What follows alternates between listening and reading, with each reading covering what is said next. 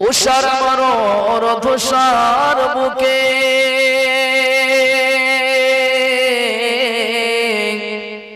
উষার মরর ধূসর বুকে শান্তি সুধাই খুস্তুফান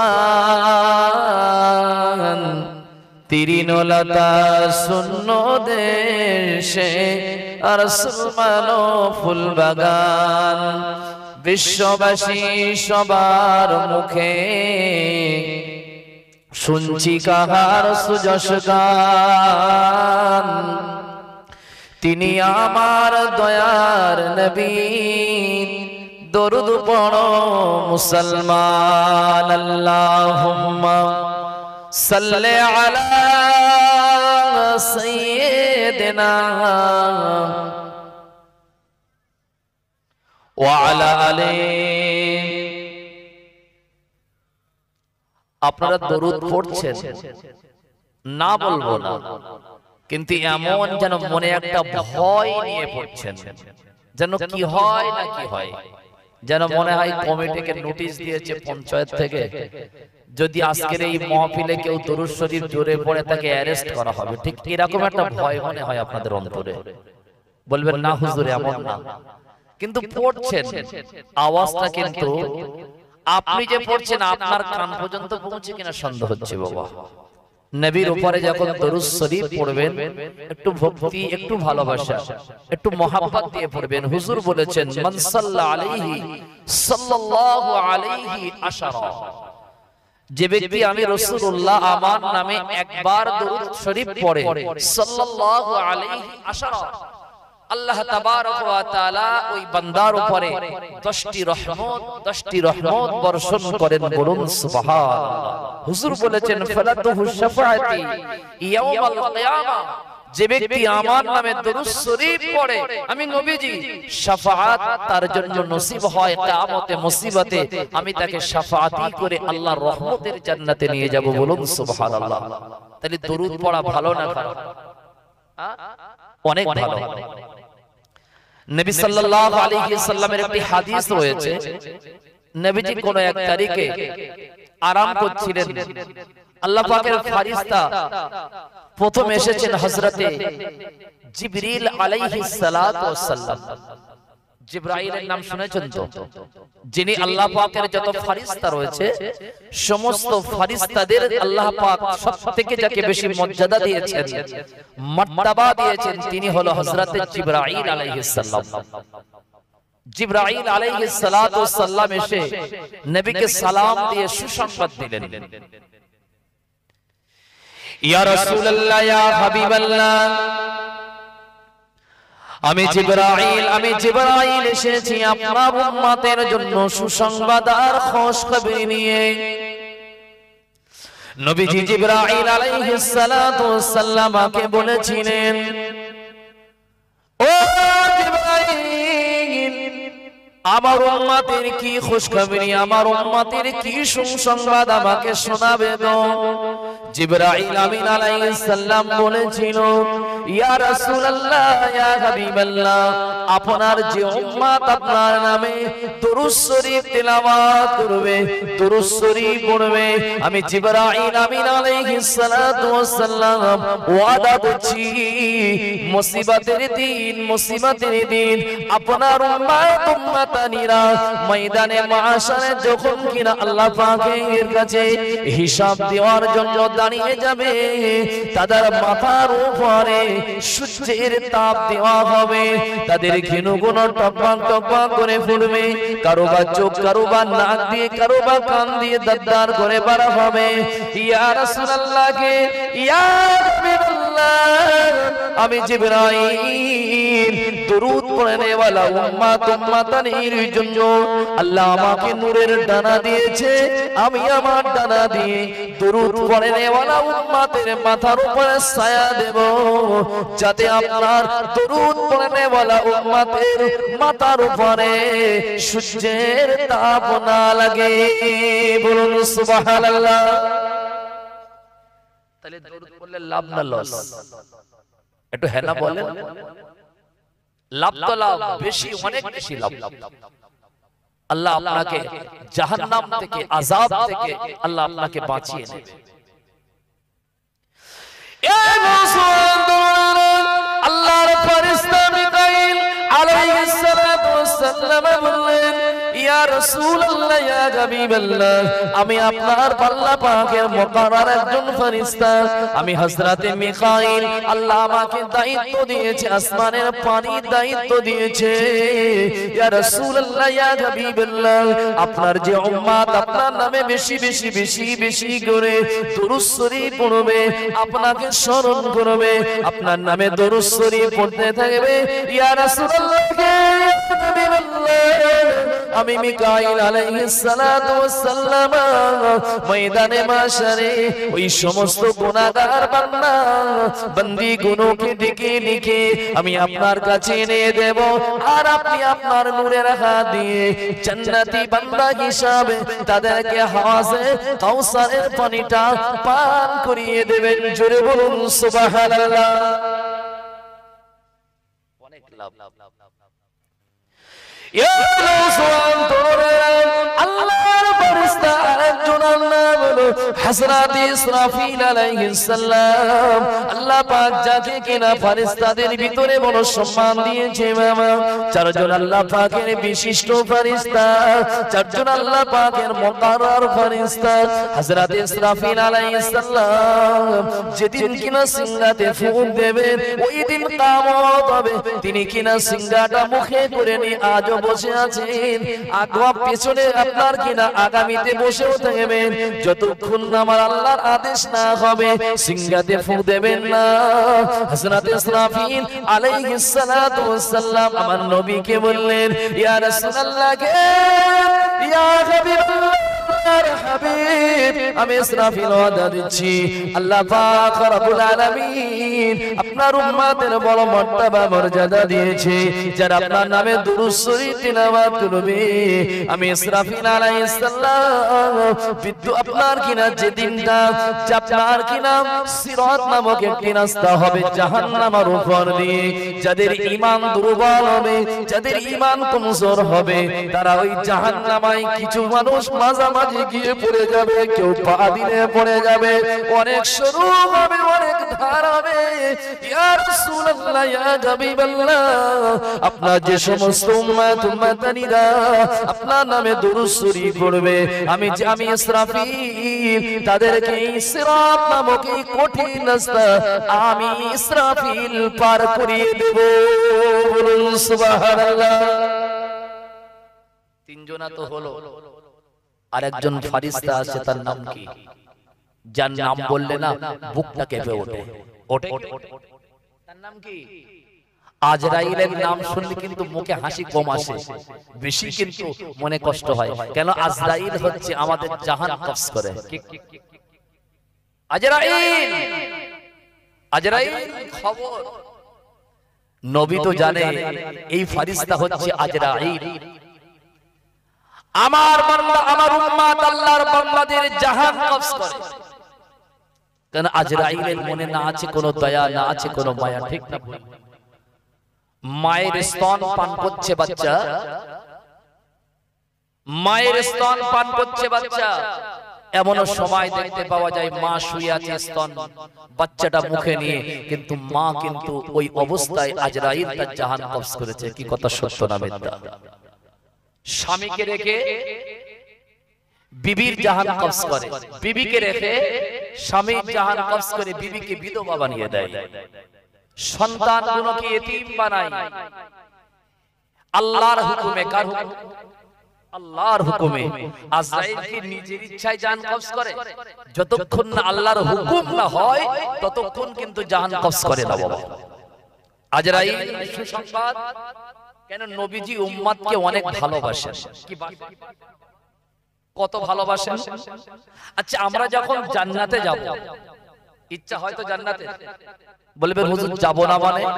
কেন? আমাদের ভিতরে ঈমান আছে, আমরা আল্লাহকে ভালো বিশ্বাস করি, নবীকে বিশ্বাস করি, নবীকে মহব্বত করি, আল্লাহকে মহব্বত করি, তাহলে আমরা তো অবশ্যই জান্নাতে যাব। এ দেখেন, শুধু মহব্বত করলে কিন্তু জান্নাতে যাওয়া যায় না, যেন ভুল বুঝবেন না। যদি বলেন তরিকুল ভাই তাহলে মোহাব্বত করলে জান্নাতে যদি না যাওয়া যায় তাহলে কি কাজ করলে জান্নাতে যাওয়া যায়? এখন যদি মোহাব্বতের আপনি আমাকে দোহাই দেন, মোহাব্বতের কথা যদি বলেন, তাহলে আমি আপনি নবীকে কতটা মোহাব্বত করেছি আমি জানি না, কিন্তু আবু তালিব রাসূলকে ভালোবেসেছিল না বাসে? আবু তালিব মানে নবীজির চাচা, আপন চাচা, নিজের চাচা, কি রাসূলকে ভালোবেসেছে না বাসে? তাহলে আবু তালিব তো জান্নাতি, তাই না? একটু হ্যাঁ না বলেন। বলছে হ্যাঁ জান্নাতি। জি না, নবীকে ভালোবাসা মানে হচ্ছে রাসূলুল্লাহকে তিনি শিশু অবস্থাকে 9 বছর বয়স থেকে রাসূলকে তিনি লালিত পালিত করেছেন, রাসূলের সমস্ত দায়িত্ব আবু তালিব নিয়েছেন। কি কথা ঠিক না বলুন? মক্কার কাফেররা যখন হুজুরকে পাথর মেরেছে, হুজুরের উপরে আঘাত করেছে, হুজুরের উপরে অনেক ঝড় অনেক কিছু বাধা এসেছে, আবু তালিব বলেছিল মুহাম্মদ সাল্লাল্লাহু আলাইহি ওয়াসাল্লাম, আমি তোমার চাচা যতদিন হায়াতে আছি তোমার কোনো টেনশন নাই, তোমার কোনো ভয় নাই, আমি শেষমেশ তোমাকে ওয়াদা দিচ্ছি আমি আমার জীবন দিয়ে আমি তোমার সাহায্য করব। কি কথা সত্য না মিথ্যা? আর তাও করেছিল। শিহাবে আবু তালিব নামে নাম শুনেছেন? শিহাবে আবু তালিব একটি পাহাড়, যে পাহাড়ের উপরে মক্কার কাফেরেরা মক্কা শরীফের সমস্ত মুসলমানদেরকে একঘরে করে দিয়েছে, মুসলমানদেরকে এক করে দিয়েছে। এদের সাথে কথা বলে না, এদের সাথে আদান প্রদান নাই, এদের সাথে বেচা কেনা নাই, ক্রয় বিক্রয় বন্ধ। কথা বুঝছেন? মুসলমানদের সাথে কেউ মেশে না। মক্কার কাফেররা মাশওয়ারা করলো যে মুসলমানদের সাথে আমাদের আজ থেকে আর কোনো সম্পর্ক নাই। কথা বুঝছেন? আল্লাহ নবী দো জানের বাদশা সাইয়্যিদুল মুরসালিন তখন সাহাবারা নিয়ে চিন্তা করছিল, ও আমার সাহাবারা, মক্কার কাফেররা আমাদের সাথে কথা বলতে চায় না, তারা আমাদের সাথে ক্রয় বিক্রয় বন্ধ করে দিয়েছে, আমাদের সাথে তারা দেখা সাক্ষাৎ কথাবার্তা কিছু বলে না, ওরা তো আমাদের একঘরে করে দিয়েছে। এ নওজওয়ান তরুণেরা, আল্লাহ নবী রাহমাতুল লিল আলামিন তখন এই শিহাবে আবি তালিব নামে একটি পাহাড় ছিল, সাহাবা রিদওয়ানুল্লাহি আলাইহিম আজমাইনদেরকে নিয়ে ওই পাহাড়ের উপরে আল্লাহ নবী সাহাবাদেরকে নিয়ে উঠে পড়লেন। চলো, আমাদের ওরা নিতে চায় না, আমাদের সাথে কথা বলে না, আদান প্রদান বন্ধ করে দিয়েছে, তাহলে আমরা একটা নিরালায় স্থান আমরা কিনা বেছে নেই। সাহাবারা যখন এই পাহাড়ে উঠেছে, মক্কার কাফেররা হুজুর করিম সাল্লাল্লাহু আলাইহি ওয়াসাল্লামকে কিন্তু ওই পাহাড়ের উপরে তাদেরকে কিন্তু এমন করে রেলিং করে দিয়েছে, এমন করে পাথর দিয়ে করে দিয়েছে যেন মুসলমানরা পাহাড় থেকে নামতে না পারে। তখন আবু তালেব কিন্তু এমনি তো মওতের আগে তিনি কলেমা পড়েন নাই। তা নবী যখন শিহাবে আবি তালিবে যাচ্ছিলেন, তখন চাচা আব্দুল মুত্তালিব বলেছিল, ভাতিজা তুমি কেন একা যাবে? আমি তোমার চাচা, তোমাকে তো নবী বলে মানিনি, কিন্তু আমিও তোমার সাথে গিয়ে অবস্থান করব। বলুন সুবহানাল্লাহ। একটি সময় সাহাবাদের কাছে যা খাদ্য পানি যা ছিল সব শেষ, সাহাবারা রোগ হয়ে গিয়েছে, অসুস্থ হয়ে গিয়েছে। তখন সাহাবারা আল্লাহর নবীকে বলছি, ইয়া রাসূলুল্লাহ, আপনি একটু আল্লাহর কাছে দোয়া চান, আমরা তো আর সহ্য করতে পারছি না। তাহলে যা খাদ্য পানি ছিল সব শেষ। আমার বলার উদ্দেশ্য এটাই, আবু তালিব কিন্তু রাসূল করিম সাল্লাল্লাহু আলাইহি ওয়াসাল্লামকে মহব্বত করতেন বলেও তিনিও মুসলমানদের সাথে কিন্তু এই কষ্টের ভাগীদার হয়েছিলেন। কি কথা বুঝছেন বাবা? বাইরা বাবা জিরান ওসমান তরুণেরা, আবু তালিবকে মক্কার কাফেররা বলেছিল, ও আবু তালিব শুনে রেখে দাও, তোমার ভাতিজা ভাইপো মুহাম্মদকে কিন্তু তুমি মানা করো, আমাদের বাপ দাদা ধর্মকে যেন বিইজ্জতি না করে, আমাদের বাপ দাদার সেই রেখে যাওয়া ধর্মকে নিয়ে যেন বাড়াবাড়ি না করে, তোমার ভাতিজা মুহাম্মদকে তুমি মানা করো, না করলে মুহাম্মদকে আমরা জানে মেরে দেব। আবু তালিব একটি কথা বলে দিয়েছিল, এ মক্কার মানুষেরা, আমার ভাতিজা মুহাম্মদ যেটা বলে সত্য বলে, যেটা করে সত্য করে। আমি মুহাম্মদকে কোলে পিঠে করে ছোটবেলা থেকে মানুষ করেছি। আমার বিশ্বাস মুহাম্মদ কোনোদিন মিথ্যা বলতে পারে না, মুহাম্মদ কোনোদিন কিনা ফেরেববাজি চিটিংবাজি করে না। মুহাম্মদ সত্যবাদী, মুহাম্মদ আল্লাহ পাক রব্বুল আলামিন তাকে যে ক্ষমতা দিয়েছে তার ক্ষমতা আমি বিশ্বাস করি। এ মক্কার মানুষেরা, আমার ভাতিজার গায়ে তোমরা কেউ হাত দেবে না। যদি আমি শুনতে পাই, জানতে পারি আমার ভাতিজা মুহাম্মাদের উপরে আঘাত এনেছো, আবু তালেব কিন্তু তোমাদের প্রতিশোধ দিতে কিন্তু ভুলবো না।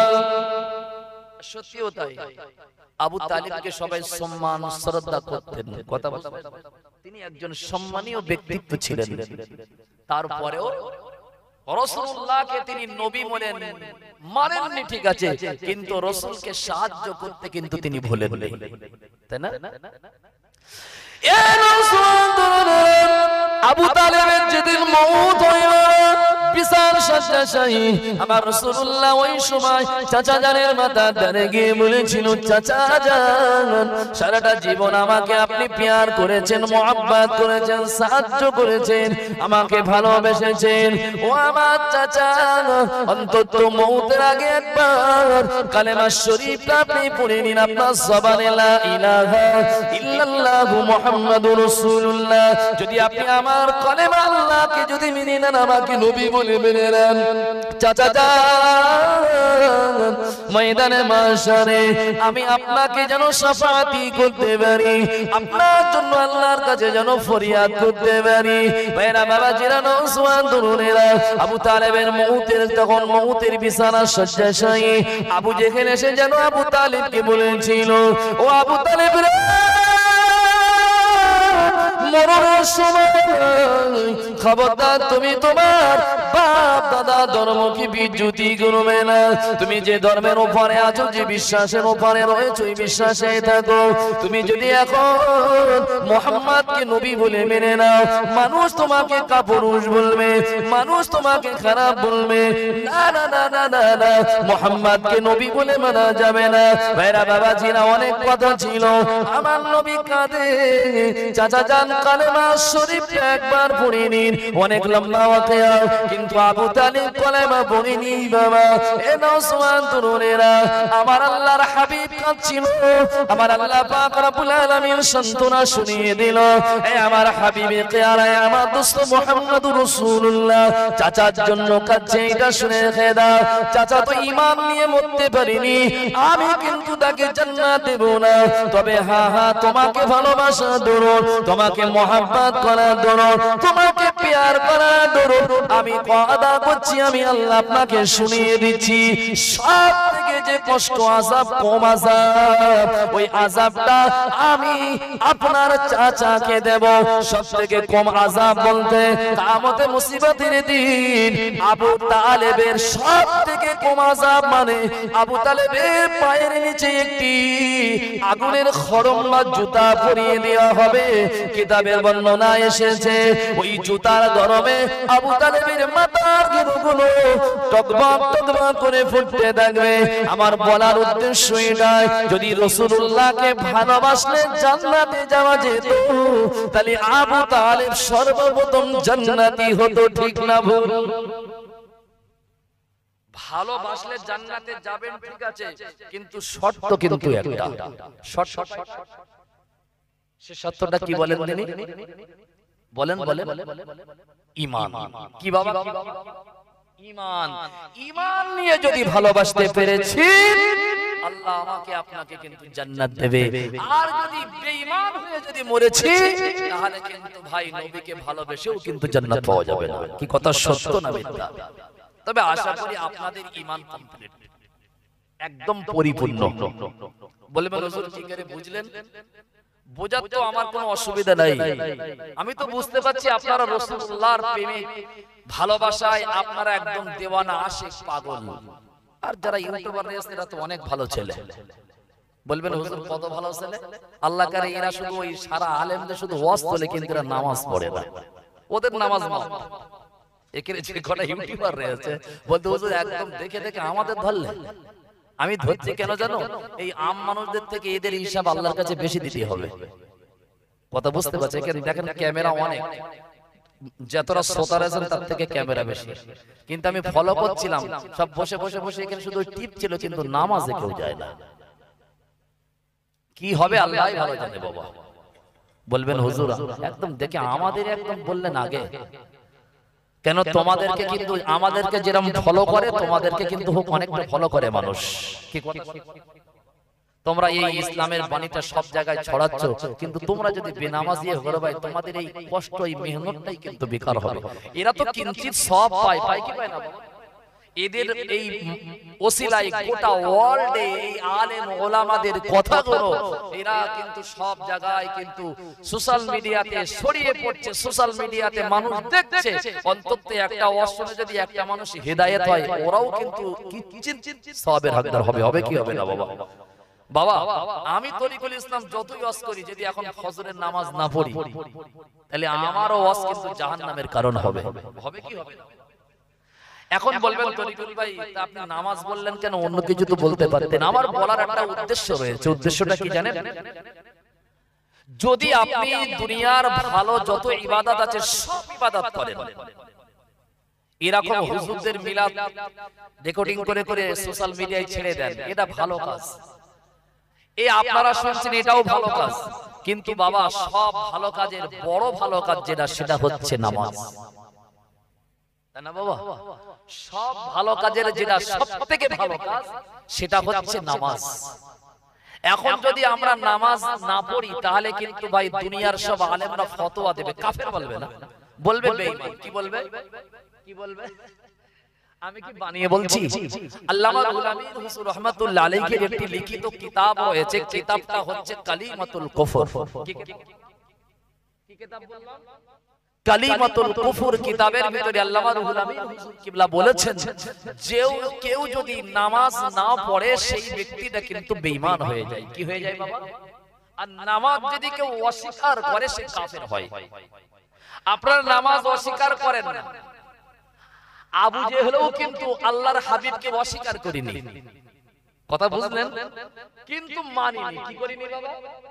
মানিনি। কারণ বলছে আমি মুহাম্মদকে নবী বলে মেনে নেওয়াটা আমার দ্বারাই সম্ভব না।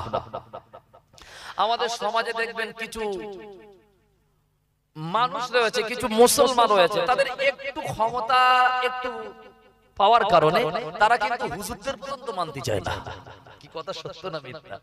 একটু উপরের লেভেলের একটু মসনদ পেয়েছে, চেয়ার পেয়েছে, তার মধ্যে হুজুর কি ওসব চিনি না।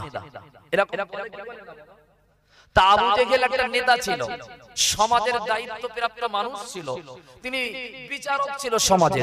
তিনি কিন্তু গোটা মক্কার জমিনে তার একটা ভাব, তার একটা আপনার কিনা অনেক দাম ছিল, দামি মানুষ ছিল। তা তখন যখন মুহাম্মদুর রাসূলুল্লাহ, মুহাম্মদ সাল্লাল্লাহু বাফারা মাহারা ইতিম গরীব, আমার নবীর থেকে গরীব কেউ ছিল বাবা?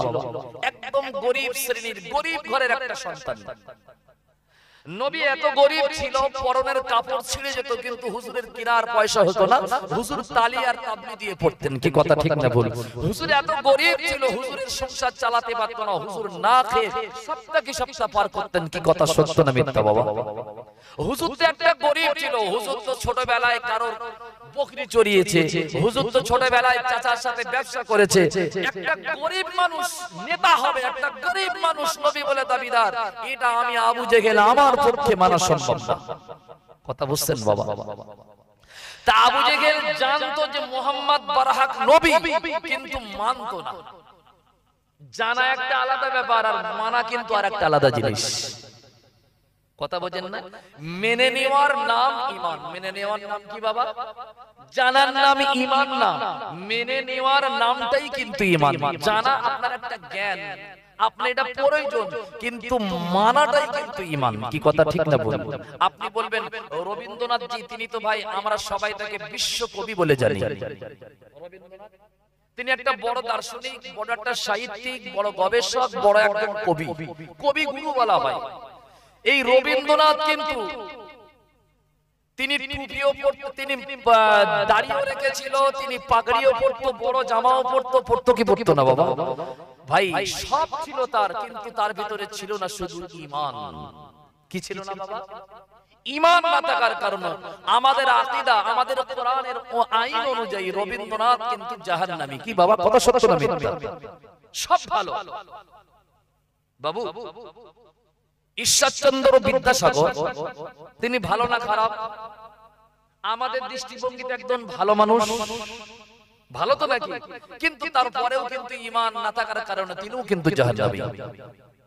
দুনিয়ায় আমরা সব ভালো কাজ যারা করি, ভালো কাজের অনেক নাম রয়েছে, বিরাট ভালো।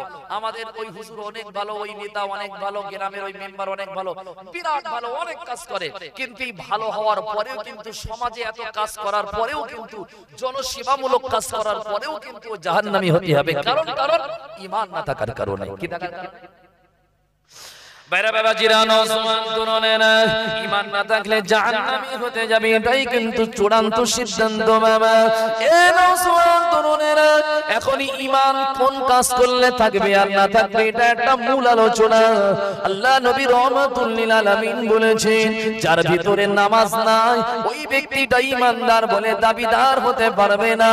নামাজ যে ব্যক্তি পঞ্জে কেনা নামাজ পড়ে, নামাজ পড়লে কিন্তু ওই ব্যক্তির ভিতরে ঈমান থাকে, কোনো সন্দেহ নাই।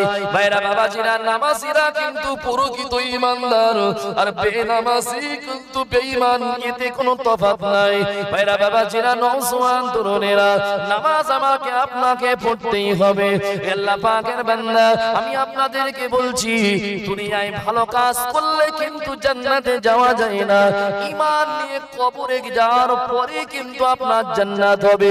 যদি ভালো কাজ করলে জান্নাতি হওয়া যেত, তাহলে আবু তালিব কিন্তু সর্বপ্রথম ভালো কাজের কাতারের প্রথম দাঁড়িয়ে আল্লাহ পাক তাকে আগে জান্নাত দিত। ঠিক না ভুল?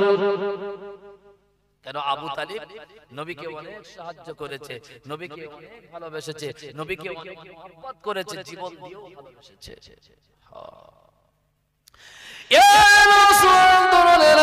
যে কথা বলছিলাম, আজরাইল আমার নবীকে সে বলল, আসসালামু আলাইকা ইয়া রাসূলুল্লাহ, ইয়া হাবিবাল্লাহ, আমি আজরাইল এসেছি সুসংবাদ উম্মতের জন্য। নবী উম্মতকে অনেক মহব্বত করেন, রাসূলুল্লাহ উম্মতকে অনেক প্যার করেন। বাবা, কত মহব্বত আর কত ভালোবাসা, শুনলে অবাক হয়ে যাবেন। আপনারা সবাই মিলাদের নবী, আপনার কিনা ওয়াজের মাধ্যমে আলেমদের জবান দিয়ে আপনারা মিরাজের ঘটনা শুনেছেন, অনেক লম্বা ওয়াকিয়া। বাবা, আমি সংক্ষেপে একটু টাচ করে অন্যদিকে যাব। আল্লাহ পাকের হাবিবের মিরাজ হয়েছিল বিশ্বনবী মুহাম্মদুর রাসূলুল্লাহ সাল্লাল্লাহু আলাইহি ওয়াসাল্লাম মিরাজের রাতে আল্লাহ পাকের আরশে আজিমে পৌঁছে গিয়েছিলেন। বাবা, এখন আরশে আজিমের ভিতরে কেউ নাই, আছে শুধু আমার আল্লাহ। আর আমার আল্লাহ পাকের সামনে আসে শুধু মুহাম্মদুর রাসূলুল্লাহ। বলুন সুবহানাল্লাহ। আরশে আজিমে কে? আল্লাহ তার হাবিব, তাই না বাবা? রব্বুল আলামিন আর রাহমাতাল লিল আলামিন, দুজনে তো নাকি? রব রয়েছে আর তার দোস্ত মুহাম্মদুর রাসূলুল্লাহ, মাঝখানে কেউ নাই। আল্লাহ আমার হাবিব আর আমার আল্লাহ কথা হচ্ছে। শুনেন কথাটা কি? আল্লাহ বলছেন, হাবিব আপনি তো আসলেন আরশে আজিম, আপনারা যখন কোনো আত্মীয়ের বাড়িতে যান, কোন পরিচিত মানুষের বাড়িতে যান, তখন কি খালি হাতে যান? আপনারা কিছু না কিছু তো নিয়ে যান। যান কি যান না বাবা? কিছু না কিছু নিয়ে যান। আল্লাহ বলছে, হাবিব আরশে আজিমে তো আসলেন, আমি আল্লাহ, আমার জন্য আপনি কি তোহফা আনলেন? আল্লাহ খায়, যে আইটেমে বসে আছেন খেলেও খেতে পারে নাকি? আল্লাহ খান না, আল্লাহ ঘুমান না, আল্লাহ ছেলে নাই, মেয়ে নাই, বিবি নাই, আল্লাহ কারোর মুখাফেকি নাই, আল্লাহ ঘুম থেকে পাক, সব কিছু থেকে আল্লাহ পাক পবিত্র। কি কথা ঠিক না বল বাবা? তারপরে বলছে, হাবিব আসলেন তা আমার জন্য কি তোহফা নিয়ে আসলেন গো? নবীজি বলেছিলেন, আত-তাহিয়াতু লিল্লাহি ওয়াস-সালাওয়াতু ওয়াত-তাইয়্যিবাতু ওয়াস-সালাম আত-তাইয়্যিবাত, এতটুকু বলেছিল। আল্লাহ আমি আর কি নিয়ে আসবো? যা কিছু ইবাদত, যা কিছু উপাসনা, যা কিছু আরাধনা, যা কিছু করেছি আল্লাহ সব ইবাদত গুলো আজ আমি আপনার কাছে, যত পবিত্রতা, যত আপনার জন্য যা কিছু করেছি সব আমি আপনার কাছে এনে হাজির করলাম। বলুন সুবহানাল্লাহ। আল্লাহ অনেক খুশি হলেন, খুব ভালো করে অনেক খুশি হলেন। খুশি হওয়ার পরে আমার আল্লাহ আমার নবীকে বলছেন কি, হাবিব আপনি তো আমাকে ইবাদত, উপাসনা, আরাধনা, এই সওয়াব আমার কাছে আপনি নিয়ে আসলেন। আমি আল্লাহ আপনাকে খুশি হয়ে বলছি, আসসালামু আলাইকা আইয়ুহান নবিয়্যু ওয়া রাহমাতুল্লাহি ওয়া বারাকাতুহু। বলুন সুবহানাল্লাহ। আল্লাহ আমার নবীকে বললেন, আসসালামু আলাইকা ইয়া আইয়ুহান নবিয়্যু। এ নবী, এ আমার দোস্ত মুহাম্মদুর রাসূলুল্লাহ, আপনার উপরে শান্তি বর্ষিত হোক, রহমত করুণা বর্ষিত হোক। কে বলছেন? কে বলছেন? আল্লাহ আমার নবীকে বলছেন। আল্লাহ আমার নবীকে বলছেন। বাইরা বাবা জিরানা সুমান তোলেনা, আমি আপনাদের কেন এই বিষয় নিয়ে বলছি একটু আগে যাব, তাই বোঝার জন্য বলছি বাবা। জান্নাতীরা যখন জান্নাতে যাবে, জান্নাতের সব থেকে জান্নাতীদের বড় যে আনন্দ, বড় যে খুশি হবে, ওই খুশিটা হাদিস শরীফের ভিতরে এসেছে। সব থেকে বড় আনন্দ, সব থেকে বড় যে খুশি, ওই খুশিটা হবে জান্নাতীদের জন্য আল্লাহ পাকের দিদার। বলুন সুবহানাল্লাহ। সব থেকে বড় আনন্দ কি? আল্লাহর দিদার না? আল্লাহকে দেখবে বান্দা, আর আল্লাহ জান্নাতের ভিতরে বান্দাকে দেখা দেবে। বলুন আলহামদুলিল্লাহ। বিশ্বাস হয়? আল্লাহ দেখা দেবে বান্দাদেরকে। আমার আল্লাহ পাক জান্নাতীদের জান্নাতের ভিতরে আমার মালিক দিদার দেবে। আল্লাহ পাকের দিদার হয়ে যাবে। জান্নাতীদের সব থেকে বড় আনন্দ, জান্নাতীদের সব থেকে বড় খুশি আল্লাহ পাকের দিদার, আল্লাহ পাকের সাক্ষাৎ। বাইরা বাবা জিরা নওজওয়ানেরা, আমার আল্লাহকে বান্দারা দেখবে। কিতাবের ভিতরে রয়েছে বাবা 70 বছর কেটে যাবে, তারপরে আল্লাহর দেখে তাদের মনে তৃপ্তি শান্তি পাবে না। কিভাবে কেটে যাবে তারা জানবে না, বুঝতে পারবে না। আমার আল্লাহ পাকের দিদার দেওয়ার পরে আমার আল্লাহ একটু আড়াল নেবে। বান্দারা তখন মালিকের দেখার জন্য আবার বলবেন, আল্লাহ আপনি আমাদের আরো দিদার দেন, দিদার দেন, দিদার দেন। আমার বলার উদ্দেশ্য একটা, জান্নাতীরা আল্লাহকে দেখে, মহান আল্লাহ পাককে দেখে জান্নাতের নাজ নিয়ামত সুখ শান্তির কথা ভুলে যাবেন, আবার আমার আল্লাহকে দেখতে যাবেন। কিন্তু আরশে আজিমে আমাদের নবীজি আল্লাহকে দেখলেন, জান্নাতে আরশে আজিমের ভিতরে আমার রাসূলুল্লাহ আল্লাহকে দেখলেন, আল্লাহর সাথে কথা বললেন। আমার আল্লাহ পাক আমার নবীকে সালাম দিলেন। আমার নবী তো খুশি হওয়ার কথা ছিল, ঠিক না ভুল? যেখানে মালিকের দিদার হয়েছে সেখানে তো ভাই আর কষ্ট পাওয়ার কোনো জায়গাই ছিল না। আমার আল্লাহ পাক যখন বলেছিল, আসসালামু আলাইকা আইয়ুহান নবিয়্যু, ওই আমার হাবিবে প্যারে আমার নবী, আপনার উপরে শান্তি রহমত বর্ষিত হোক। রাসূলুল্লাহর চোখের গোড়ায় পানি চলে আসে। আমার নবী কান্নার জন্য চোখটা ছলছল করে। আমার আল্লাহ আলিমুম বিজাতি সুদূর, তিনি তো অন্তর্যামী।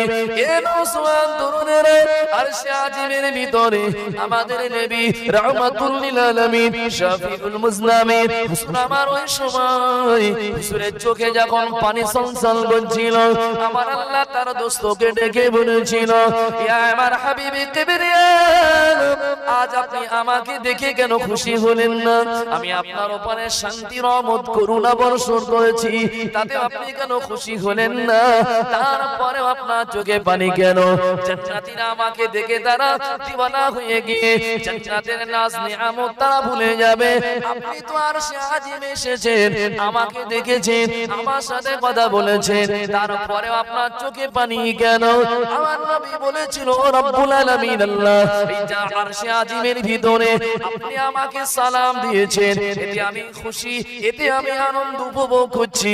তারপরেও আমার চোখে পানি আসার একটা কারণ হলো আমার গুনাহগার খাতাকার উম্মাত উম্মাতানির উপরে আল্লাহ আপনি তো রহমত করুণা বর্ষণের কথা শোনালেন না, শুধু আমি রাসূলুল্লাহ আমার উপরে শান্তি কামনা করলেন, আর আমার গুনাহগার উম্মাত উম্মাতির উপায় কি হবে? জোরে বলুন সুবহানাল্লাহ, একটু আওয়াজ দিয়ে বলো সুবহানাল্লাহ, মন ভরে বলুন সুবহানাল্লাহ। নবী ভালোবাসে কি বাসে না আমাদের? বেশি না? অনেক বেশি, আর আমরাও ভালোবাসি অনেক বেশি, তাই না? এখন যদি টুকটুক করে ভালোবাসার কথা বলি তাহলে কিন্তু ভাই সব স্লিপ খেয়ে চলে যাবে। নবীর ভালোবাসার সাথে আমাদের ভালোবাসার হাকিকাত কোনো অবস্থাতে কিন্তু মিল হবে না। কি কথা সত্য না মিথ্যা? আমাদের ভালোবাসা কিছু মাইন্ড করবেন না, মিছে ভালোবাসা। বাচ্চাটা বাড়িতে কাতরাচ্ছে, খুব অসুস্থ, বিলাট শট, রক্ত নাই গায়ে। ডাক্তার চোখ টোক টেনে বলছে এক্ষুনি এই মুহূর্তে ইমার্জেন্সি যে কোনো জায়গায় ভর্তি করে দাও, না তো যখন তখন কিন্তু ডেড হয়ে যেতে পারে, যখন তখন স্পট ডেড হয়ে যেতে পারে, এক্ষুনি ইমার্জেন্সিতে ভর্তি করো। বাপ তো মেয়েকে অনেক ভালোবাসে, বাসে কি বাসে না বাবা? কিন্তু একটু ওই কুঞ্জুস বোঝেন, হ্যাঁ কুঞ্জুস বোঝেন, একটু কিপটে টাইপের, একটু খুব কুঞ্জুস টাইপের, টাকার খুব মায়া। তা মেয়েকে কাঁদতে কাঁদতে নিয়ে ঘটকপুকুর কোনে একটা নার্সিং হোমে ভর্তি করে দিয়েছে। ডাক্তার বলছে মেয়ে এই বাচ্চা এই ছেলের এই মেয়েটার আব্বাকে দেখুন, আব্বা কথা বললো, বলছি ইমার্জেন্সি এক্ষুনি এই মুহূর্তে কোথায় পাবেন জানি না, 5 মিনিট সময় দিচ্ছি, বিলাট এনে আমার হাতে দিতেই হবে। যদি না দেন আমি সময় দিচ্ছি 10 মিনিট, এর ভিতরে যদি না আনতে পারেন তাহলে কিন্তু রিস্ক আমি নিতে পারবো না। এখন ও তো খুব কিপটে কুঞ্জুস, মেয়েকে হসপিটালের ওই নার্সিং হোমের বেটে জড়িয়ে ধরে গালে মুখে যেখানে চুমু না দেওয়ার সেখানে চুমু দিয়ে বলছে মা, ও মা তুই এরকম তোর কি হকিকের হলো, তুই মরে যাবি। ডাক্তার কান ধরে বলছে এখন চুমু খাওয়ার সময় না, এখন তোকে কিন্তু বিলাটটা এনে দেওয়ার সময়। কি কথা ঠিক না ভুল বাবা?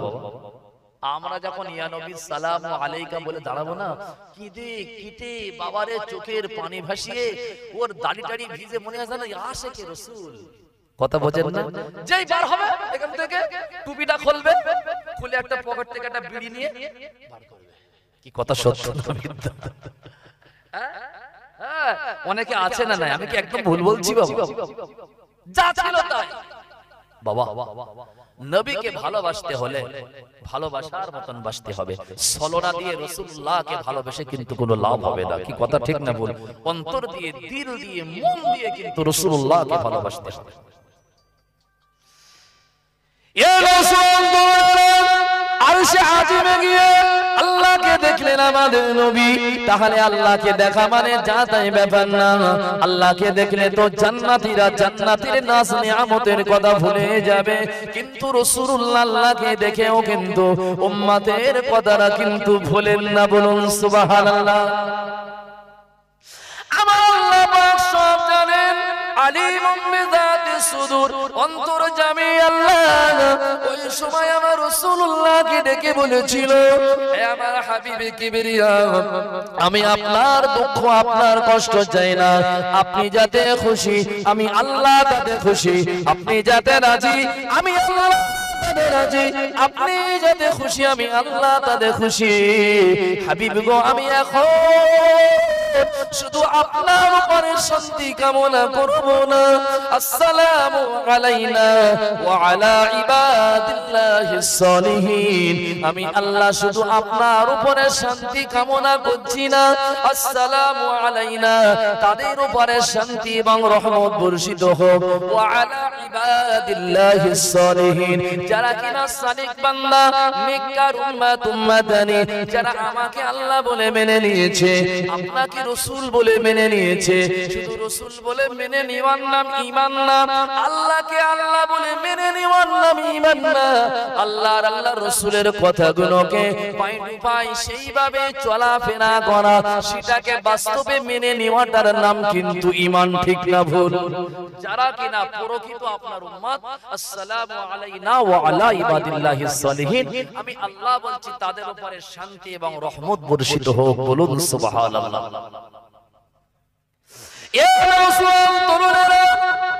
আমি দরুদের কথা বলতে গিয়ে অনেক লম্বা সময় আপনাদের খেদমতে দিলাম। আল্লাহর ফেরেশতা আজরাইল আমার নবীর কাছে বসে আছে, মনে আছে? মনে নাই? মনে নাই? হ্যাঁ, আজরাইল সব তো চলে গেল সুসংবাদ শুনিয়ে, তুমি বসেছো কেননা আজরাইলকে আমার নবী চিনতো যে সেই আজরাইল যার মনে না আছে দয়া, না আছে মানা, এ আজরাইল তো জাহান কবজ করে। কি কথা সত্য না মিথ্যা? আজরাইল ইসরাফিল সুসংবাদ, মিকাইল সুসংবাদ, আপনার কিনা জিবরাইল সুসংবাদ, আজরাইল তোমার সুসংবাদটা আমি শুনতে চাই। এ নওজওয়ান তরুণরা, আজরাইল আলাইহিস সালাম বললেন, ইয়া রাসূলুল্লাহ, ইয়া হাবিবাল্লাহ, ও আল্লাহর হাবিব, আমি আল্লাহকে সাক্ষী রেখে বলছি, যারা আপনার উপরে বেশি বেশি বেশি বেশি দরুদ সালাম পড়বে, যারা আপনার উপরে দরুদ শরীফ পড়বে, ইয়া রাসূলুল্লাহ, ইয়া হাবিবাল্লাহ, আমি আজরাইল আলাইহিস সালাতু ওয়াস সালাম, আমি জান কবজের ফেরেশতা, আল্লাহ আমাকে আদেশ করলে আপনার উম্মত উম্মতানির জান কবজ করব। ইয়া রাসূলুল্লাহ, যারা কিনা দরুদ শরীফ আপনার উপরে বেশি বেশি পড়বে, আমি আজরাইল ওয়াদা করছি, ওয়াদা করলাম, আমি আজরাইল তার মউতের সময় জাহান কবজ করব এত আসানের সঙ্গে। মায়ের স্তন পান করতে করতে বাচ্চারা যেমন কিনা ঘুমিয়ে যায়, ইয়া রাসূলুল্লাহ, আপনার ওই উম্মত যারা আপনার নামে দরুদ শরীফ পড়ে, ওই উম্মতের জান কবজ করব ঠিক যেমন ওই উম্মতটা বুঝতে পারবে না, যেরূপ স্তন পান করতে করতে বাচ্চা ঘুমিয়ে যায়, আপনার উম্মতের জানটা আসানের সঙ্গে কবজ করব। জোরে বলুন সুবহানাল্লাহ, একটু আওয়াজ দিয়ে বলুন সুবহানাল্লাহ, মন খুলে বলুন সুবহানাল্লাহ, সেই দরুদ একটু জোরে পড়েন, আল্লাহুম্মা সাল্লি আলা,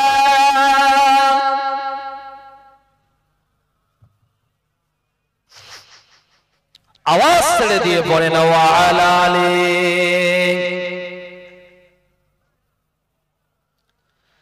এত ভালোবেসেছিল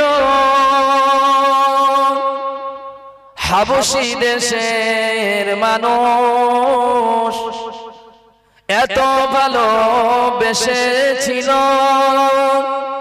হাবশী দেশের মানুষ, কত প্রহার করেছিল, হয়েছিল বেহুশ, তবুও বেলাল ছাড়িনি কোরআন, তবুও বেলাল ছাড়িনি কোরআন, ছাড়িনি নবীর নাম, আমরা মুমিন নাজাত পাবো পড়ে দরুদ ও সালাম। আল্লাহুম্মা সাল্লি আলা সাইয়্যিদিনা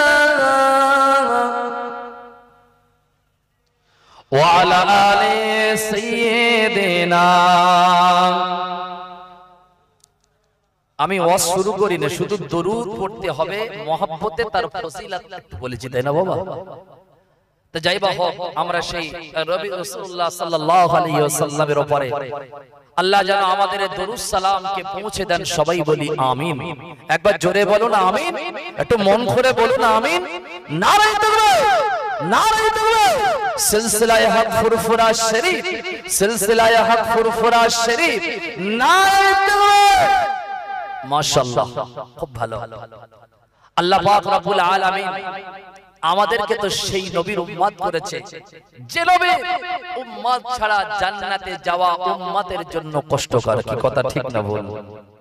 সমস্ত নবীরা একজন নবীর দিকে ফলো করবেন, তিনি রাহমাতুল লিল আলামিন, শাফিউল মুজনামিন। বলুন আলহামদুলিল্লাহ। আল্লাহ পাক এই গুনাহগার ও আদমদেরকে আল্লাহ আখির নবী মুহাম্মদ সাল্লাল্লাহু আলাইহি ওয়াসাল্লামের উম্মত করে জমিনে পাঠিয়েছেন। আপনারা সকলে খুশি? কারা কারা খুশি না হাত তোলেন তো। ওরা বলছে আমরা উম্মত হিসাবে খুশি না। আসলে ভুল হয়, এত ভুল হলে তো সব বিপদ হয়ে যাবে বাবা, ভুল করা যাবে না, ভুল হলে হবে না। আমি তো বাংলায় বলছি, আরবিতে বলি না, হিন্দিতে বলি না, ইংরেজিতেও বলি না। যদি এখন ভুল হয়, তাহলে তো আমার পরে তো মফিজুর রহমান ভাই রয়েছে, আরো তো ভুল বেশি হবে। ভুল করলে চলবে না বাবা। আল্লাহ উম্মতে মুহাম্মাদি করেছেন, আল্লাহ পাকের দরবারে শুকরিয়া হিসাবে একবার আওয়াজ দিয়ে বলি আলহামদুলিল্লাহ। একটু জোরে বলি আলহামদুলিল্লাহ। ভাইরা, বাবাজিরা, নওজওয়ান তরুণেরা, আমি রাসূল করিম সাল্লাল্লাহু আলাইহি ওয়াসাল্লামের এটা আগমনের মাস শেষের দিকে, নবীজি তো এই মাসে এসেছিলেন, আমাদের কাছে এসেছিলেন আইয়ামে জাহিলিয়াতের যুগে। এমন একটা জামানা, এমন একটা যুগ, মক্কার গোটা সমাজ, মক্কার গোটা মানুষ, মক্কার সব শক্তি একদিকে, সব শক্তি একদিকে, আর আমার মুহাম্মদ সাল্লাল্লাহু আলাইহি সাল্লাম বাপহারা, মাহারা, দাদাহারা এই নবী মুহাম্মদুর রাসূলুল্লাহ সাল্লাল্লাহু আলাইহি ওয়াসাল্লাম অপরদিকে, আর মক্কার সব শক্তি একদিকে। কি কথা সত্য না মিথ্যা? কিন্তু আল্লাহ পাক আমার নবীকে কিন্তু একদিন এই হাবিবুল্লাহকে সম্মানিত করে এই মক্কা থেকে রাসূলুল্লাহ একদিন বিতাড়িত হয়েছে, আবার মক্কাতে আমার আল্লাহ পাক মক্কার ক্ষমতা আমার নবীর কবজায়, নবীর হাতে আমার আল্লাহ আবার ফিরিয়েও দিয়েছে। কি কথা ঠিক না বলবো? একটা কথা ভালো করে শুনুন, হকের উপরে থাকলে, সত্যের উপরে থাকলে নিশ্চয়ই সে কিন্তু জয়ী হবে। কি কথা ঠিক না বলবো বাবা? আল্লাহ আমার নবীকে পাঠিয়েছে, জাওয়াল হক ওয়া যাহাকাল বাতিল। আজ জমিনে এসেছে হক, বাতিল তো নষ্টই হবে। কি কথা ঠিক না বলবো? হকপন্থী যারা তাদের কোনো টেনশন নাই, কিন্তু বাতিল যারা হয় ওদের টেনশন হয় কি হয় না বাবা? নবী তো জাহানকে আল্লাহ সত্য নবী করে পাঠিয়েছিলেন। কি কথা সত্য না মিথ্যা? এখন আপনি বলবেন যে মুহাম্মদুর রাসূলুল্লাহ সাল্লাল্লাহু আলাইহি ওয়াসাল্লাম তিনি যে সত্য নবী, তার একটা প্রমাণ দিন। প্রমাণ নেবেন? এখন আমাদের কাছে প্রমাণ টরমান লাগে না, কেন? আমরা হচ্ছে রাসূল প্রেমিক। কি কথা সত্য না মিথ্যা? যদি নবী, যদি কেউ মিথ্যা বলে, এই যদি কিনা এই চিন্তা যদি তার অন্তরের ভিতরে আসে, সে কিন্তু সঙ্গে সঙ্গে বেঈমান হয়ে যাবে। যাবে কি যাবে না বাবা?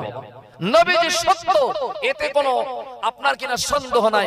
রাসূলের উপরে আল্লাহ যে রিসালাত দিয়েছিল, নবুয়ত দিয়েছিল, এটা কিন্তু সত্য ছিল, এতে কোনো সন্দেহ নাই। কি কথা সত্য না মিথ্যা? ভাইরা বাবাজিরা, নওজোয়ান তরুণেরা, উলামাকে বুঝবেন না, আল্লাহ পাকের নবী রাহমাতুল লিল আলামিন কে আল্লাহ এমন একটা জামানা, এমন একটা যুগে পাঠিয়ে দিয়েছিল, যে জামানা, যে যুগটার নাম হলো আইয়ামে জাহিলিয়াতের যুগ, আইয়ামে জাহিলিয়াতের জামানা। আমার রাসূলুল্লাহকে আল্লাহ 40 বছর বয়সে নবুয়ত দিয়েছিল বাবা। আল্লাহর হাবিব যখন নবুয়তের দায়িত্ব পেলেন, আমার নবী কিন্তু ঘরের কপাট লাগিয়ে দরওয়াজা বন্ধ করে কিন্তু লা ইলাহা ইল্লাল্লাহ মুহাম্মাদুর রাসূলুল্লাহ সুবহানাল্লাহ আলহামদুলিল্লাহ লা ইলাহা ইল্লাল্লাহ লা ইলাহা ইল্লাল্লাহ কিন্তু করেননি। করেছিলেন? নবী ইচ্ছা করলে তো ঘরের কপাট লাগিয়ে বসে থাকতে পারত যে আল্লাহ আমাকে নবুয়ত দিয়েছে, আর বেশি ঝামেলা করব না।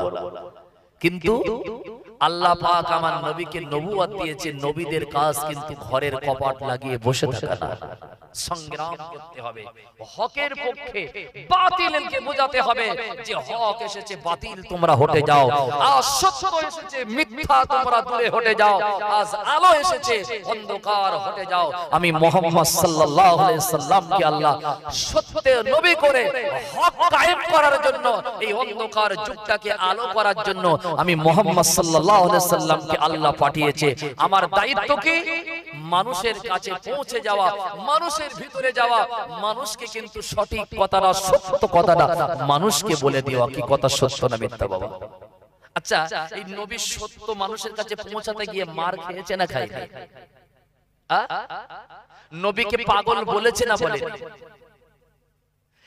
সত্য কিন্তু কায়েম করতে গেলে কিন্তু আপনার জন্য বিপদ আসতে পারে। আসতে পারে কি পারে না বাবা? আর বিপদ আসাটা কিন্তু ভালো লক্ষণ। ভালো লক্ষণ না বাবা? বিপদ যদি আসে, মনে করবেন আপনার কিন্তু বিজয়ীর পতাকা কিন্তু উত্তোলন আগামীতে হচ্ছেই হচ্ছে ইনশাআল্লাহ। কেননা যখন সত্য আসে তখন কিন্তু হক দূরে যায়। কিন্তু ভাই, এই যে নবীদের উপরে যে বিপদ মুসিবত এসেছিল, এটা ছিল কিন্তু নবুয়তের জন্য একটা সুন্দর নমুনা, যে আগামী দিনে মুহাম্মদুর রাসূলুল্লাহ তুমি হবে এই জমানার, এই যুগের রাষ্ট্র ক্ষমতা, রাষ্ট্রনায়ক তোমার হাতে। আমি আল্লাহ এই যারা তোমাকে বিতাড়িত করেছে তাদেরকে তোমার প্রতিনিধিত্ব করতে হবে। বলুন সুবহানাল্লাহ। কথা বোঝেন না বাবা? হ্যাঁ। বিশ্বনবী মুহাম্মদুর রাসূলুল্লাহ সাল্লাল্লাহু আলাইহি ওয়াসাল্লাম কে আল্লাহ 12 রবিউল আউয়াল সুবহে সাদেকের সময় হুজুরকে আল্লাহ এই জমিনে পাঠিয়ে দিয়েছিল।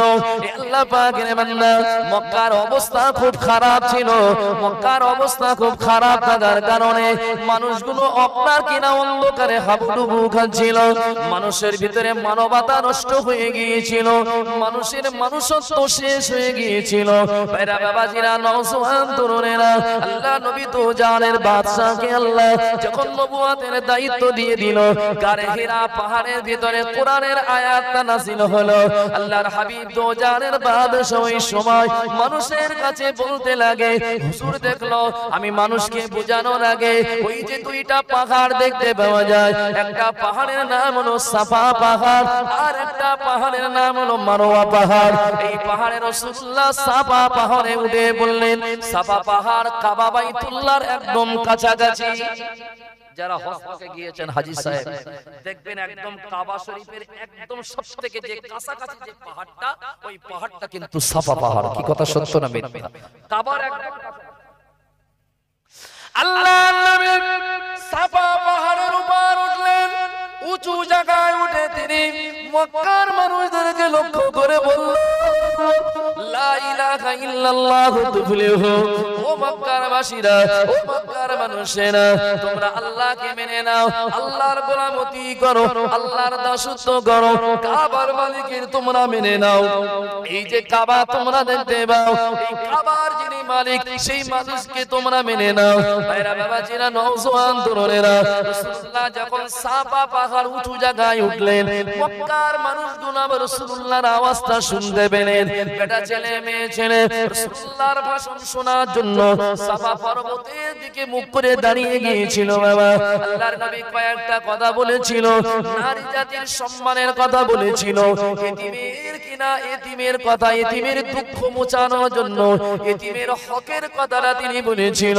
প্রথমে আল্লাহর হাবিব নারী জাতিকে লক্ষ্য করে মক্কার মানুষদেরকে বোঝাচ্ছিল, ও মক্কার মেয়েরা, মক্কার মেয়েরা, তোমরা জানো না তোমাদের এই স্ত্রী গুলোকে, তোমাদের বিবি গুলোকে, তোমাদের যুবতী মেয়ে গুলোকে এইভাবে কাবা বাইতুল্লাহতে ল্যাংটার উলঙ্গ গিয়ে তোমরা ঘুরিও না। কেননা মানুষ তারা মানুষের কিন্তু সবথেকে, মানুষের সবথেকে বড় যে জিনিস সেটা হলো লজ্জা। লজ্জা স্থান ঢাকাটা মানুষের কাজ, লজ্জা স্থান ঢেকে রাখাটা কিন্তু মানুষের কাজ। আল্লাহর হাবিব দেখছিলেন কাবা বাইতুল্লাহ প্রদক্ষিণ করছিল ল্যাংটার উলঙ্গ হয়ে। হুজুর বললেন, না না, এটা করা যাবে না। ভাইরা বাবাজিরা, নওজোয়ান তরুণেরা, আল্লাহর নবী জাহিলিয়াতের জমানার কিছু তথ্য তুলে ধরলেন। ও মক্কার মানুষেরা, তোমাদের ঘরে যে নিষ্পাপ ছোট বাচ্চা মেয়েগুলো আসে, তোমরা মনে মনে করো মেয়ে সন্তান আমাদের সমাজের বোঝা। না না, মেয়েদেরকে বাঁচিয়ে রাখা যাবে না, মেয়েদেরকে কবর দিতে হবে। তারা কবর দিত বাবা, শুনলে অবাক হয়ে যাবে।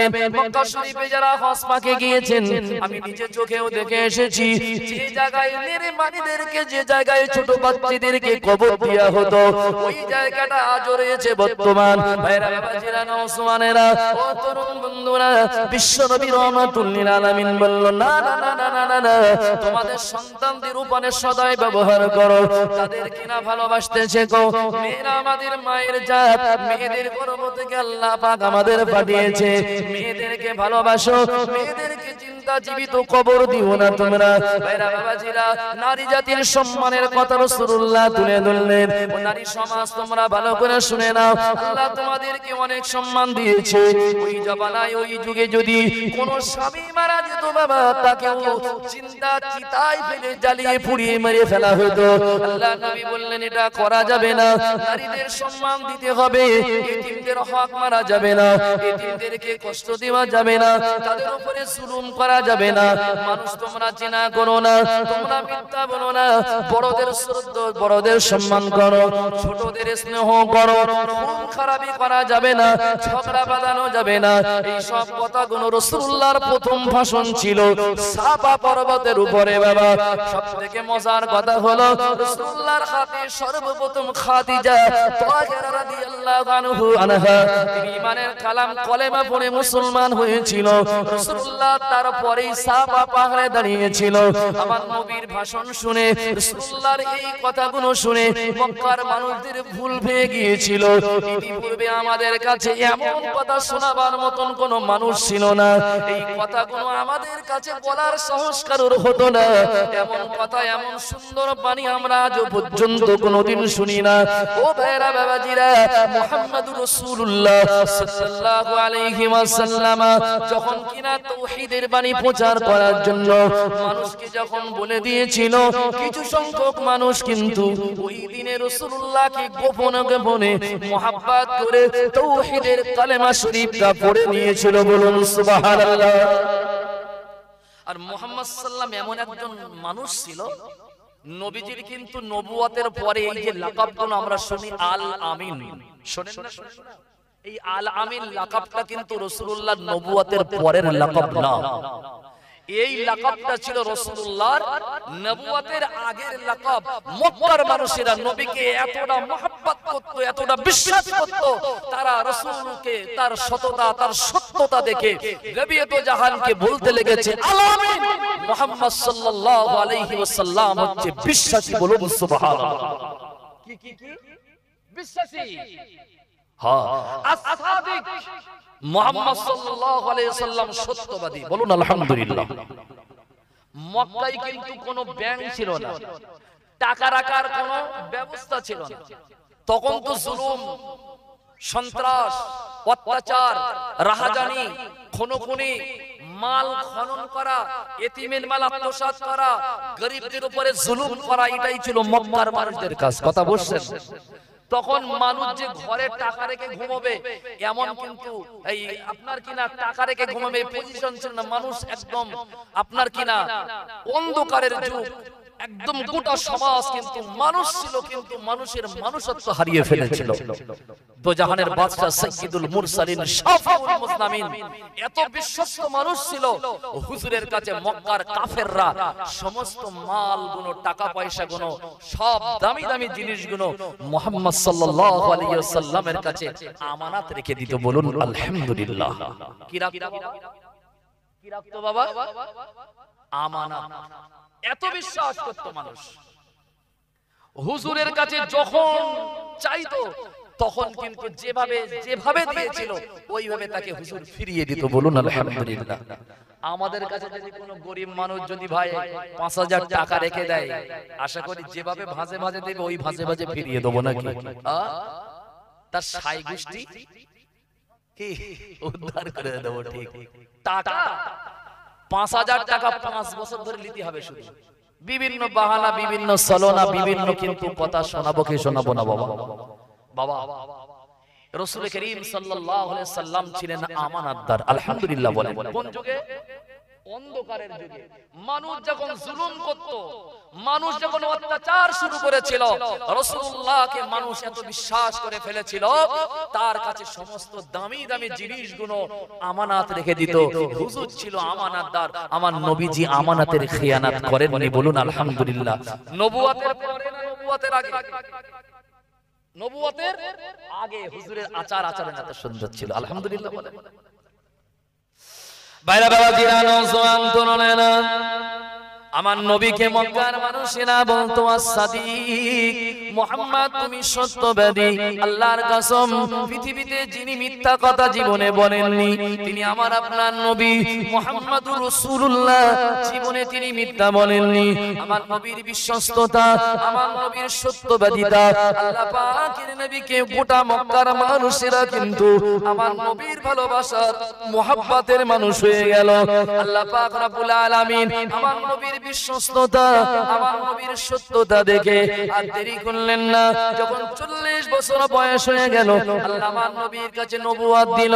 আমার আল্লাহ ভালো জানে, আমার আল্লাহ পাক ভালো বোঝে, আমার আল্লাহ জানে আমার হাবিবের যে বিশ্বস্ততা, সত্যতা মানুষের সমাজে ফুটে উঠেছে।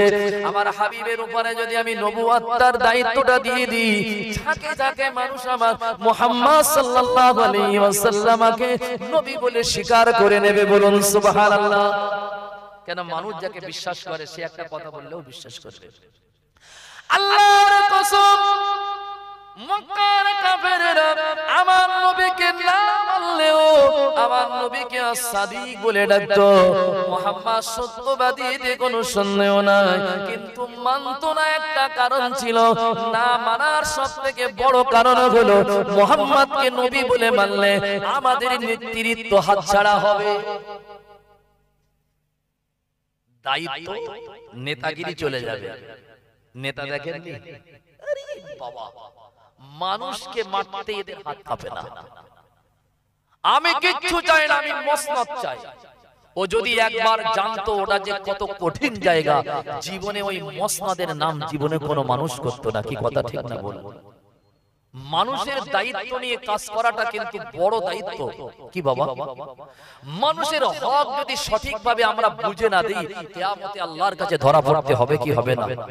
ওমর রাদিয়াল্লাহু তাআলা আনহু একদিন অন্ধকারে বসে আছেন। তিনি তখন খলিফা, অন্ধকারে বসে আছেন। কোন একজন মানুষ যখন এসেছেন, হযরত ওমর রাদিয়াল্লাহু তাআলা আনহু আবার ওই লম্পটা, ওই আলোটা জ্বালিয়েছেন। কথাবার্তা কমপ্লিট, আবার আলোটা বন্ধ করে দিয়েছেন। জিজ্ঞাসা করলেন, হুজুর আপনি তো লম্প বা আপনি আলো জ্বালিয়ে বসে থাকতে পারেন, বন্ধ করলেন কেন? তখন ওমর বলছে, কিয়ামতের দিনে আল্লাহর কাছে আমি জবাব দিতে পারবো না। কারণ এটা জনগণের টাকার তেল, আর এই জনগণের টাকা যদি জনগণের খাতে যদি ব্যয় না হয়, আমার পার্সোনাল নিজস্ব কাজে যদি ব্যবহার করি, আল্লাহর কসম আমার আমল, আমার ইবাদত, আমার তাসবিহ, আমার ভালোবাসা সেদিন আমাকে কিন্তু জাহান্নামে নিয়ে যাবে। কি কথা ঠিক না বল? দায়িত্ব ভালো না? দায়িত্ব ভালো।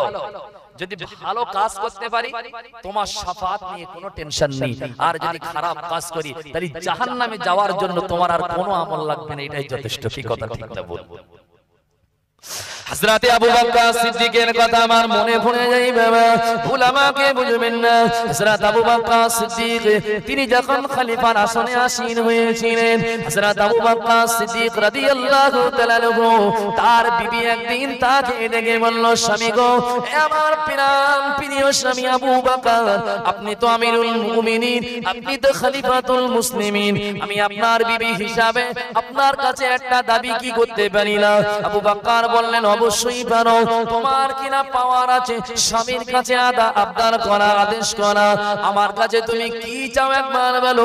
আবু বকর সিদ্দিকের বিবি ওই সময় বলেছিল, আমার প্রিয় স্বামী, জাপানা শুনে রেখে দিন, আমার কিন্তু অনেক শখ হয়েছে, একটু মিষ্টি খাওয়ার শখ জেগেছে, আপনি আমাকে একটু মিষ্টি এনে দিলে আমি বড় খুশি হতাম। আবু বকর তখন কিন্তু খলিফা ছিলেন।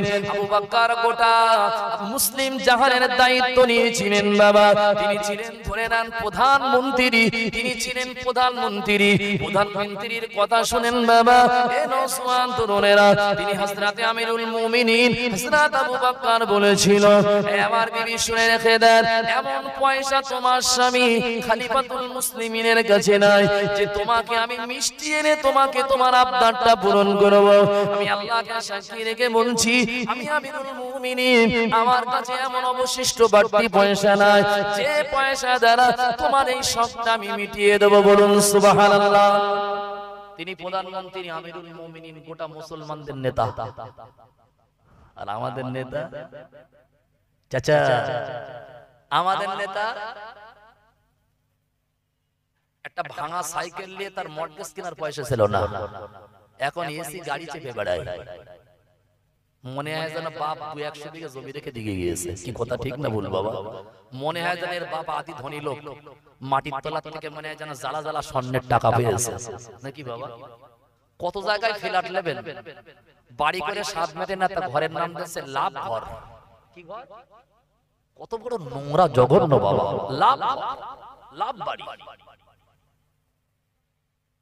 কথা বোঝেন না বাবু? লেখাপড়া তো পেটে কিচ্ছু নেই, বাংলা ভাষা বলে 10টা কথা বললে 13.5টা ভুল। এখন খেইলুম, তুইলুম, যেইলুম, এইসব ভাষা। নেতা রাসূল বলছে আখিরি জামানায় কিন্তু নেতা হবে কিয়ামতের আগে, এমন নেতা হবে কিন্তু সমস্ত শিক্ষিত মানুষ, জ্ঞানী পিপাসু মানুষগুলো কিন্তু বসে থাকবে। সমাজের সবথেকে যারা কিন্তু কি কমজোর, লেখাপড়া জানে না, তাদের দিয়ে সমাজের ঢাল, তাদের সমাজের স্টাডিং তাদের হাতে যাবে। সাহাবারা কিয়ামত তোমাদের খুব কাছাকাছি ভেবে দেবে। এ রাসূল তরুণেরা, ওটা আমি বলতে আসিনি বাবা, আমি শুধু একটু দুঃস্মরণ করিয়ে দিচ্ছি আবু বকর সিদ্দিক রাদিয়াল্লাহু তাআলা তিনি কেমন খলিফা ছিলেন বাবা, যার বাড়িতে এতটুকু অবশিষ্ট পয়সা ছিল না যে পয়সা দিয়ে বিবিকে একটু মিষ্টি দ্রব্য জাতীয় জিনিস কিনে এনে বিবির মনের হাসি ফোটাবে, বিবির মুখে হাসি ফোটাবে, এমন পয়সা ছিল না বাবা। আমাদের প্রধানমন্ত্রী একটা চশমা পরে কত টাকা দাম জানেন? পড়লে আপনি এক্ষুনি আপনার হার্ট অ্যাটাক হবে। একটা কোট পরে কত টাকা দাম জানেন? একটা কোট পরে শুধু 1,80,000 টাকা দামের। একটা চশমা 1.5 লক্ষ টাকা দাম। শুনলে অবাক হয়ে যাবেন বাবা, কার কসম খারাপ হবে। কার টাকা? জনগণের টাকা। কিসের ভয়? আমাদের টাকা, আমাদের রক্ত খামা মেহনতের টাকা, আমাদের শরীরের ঘাম ঝরানোর টাকা। কি কথা ঠিক না বলবো?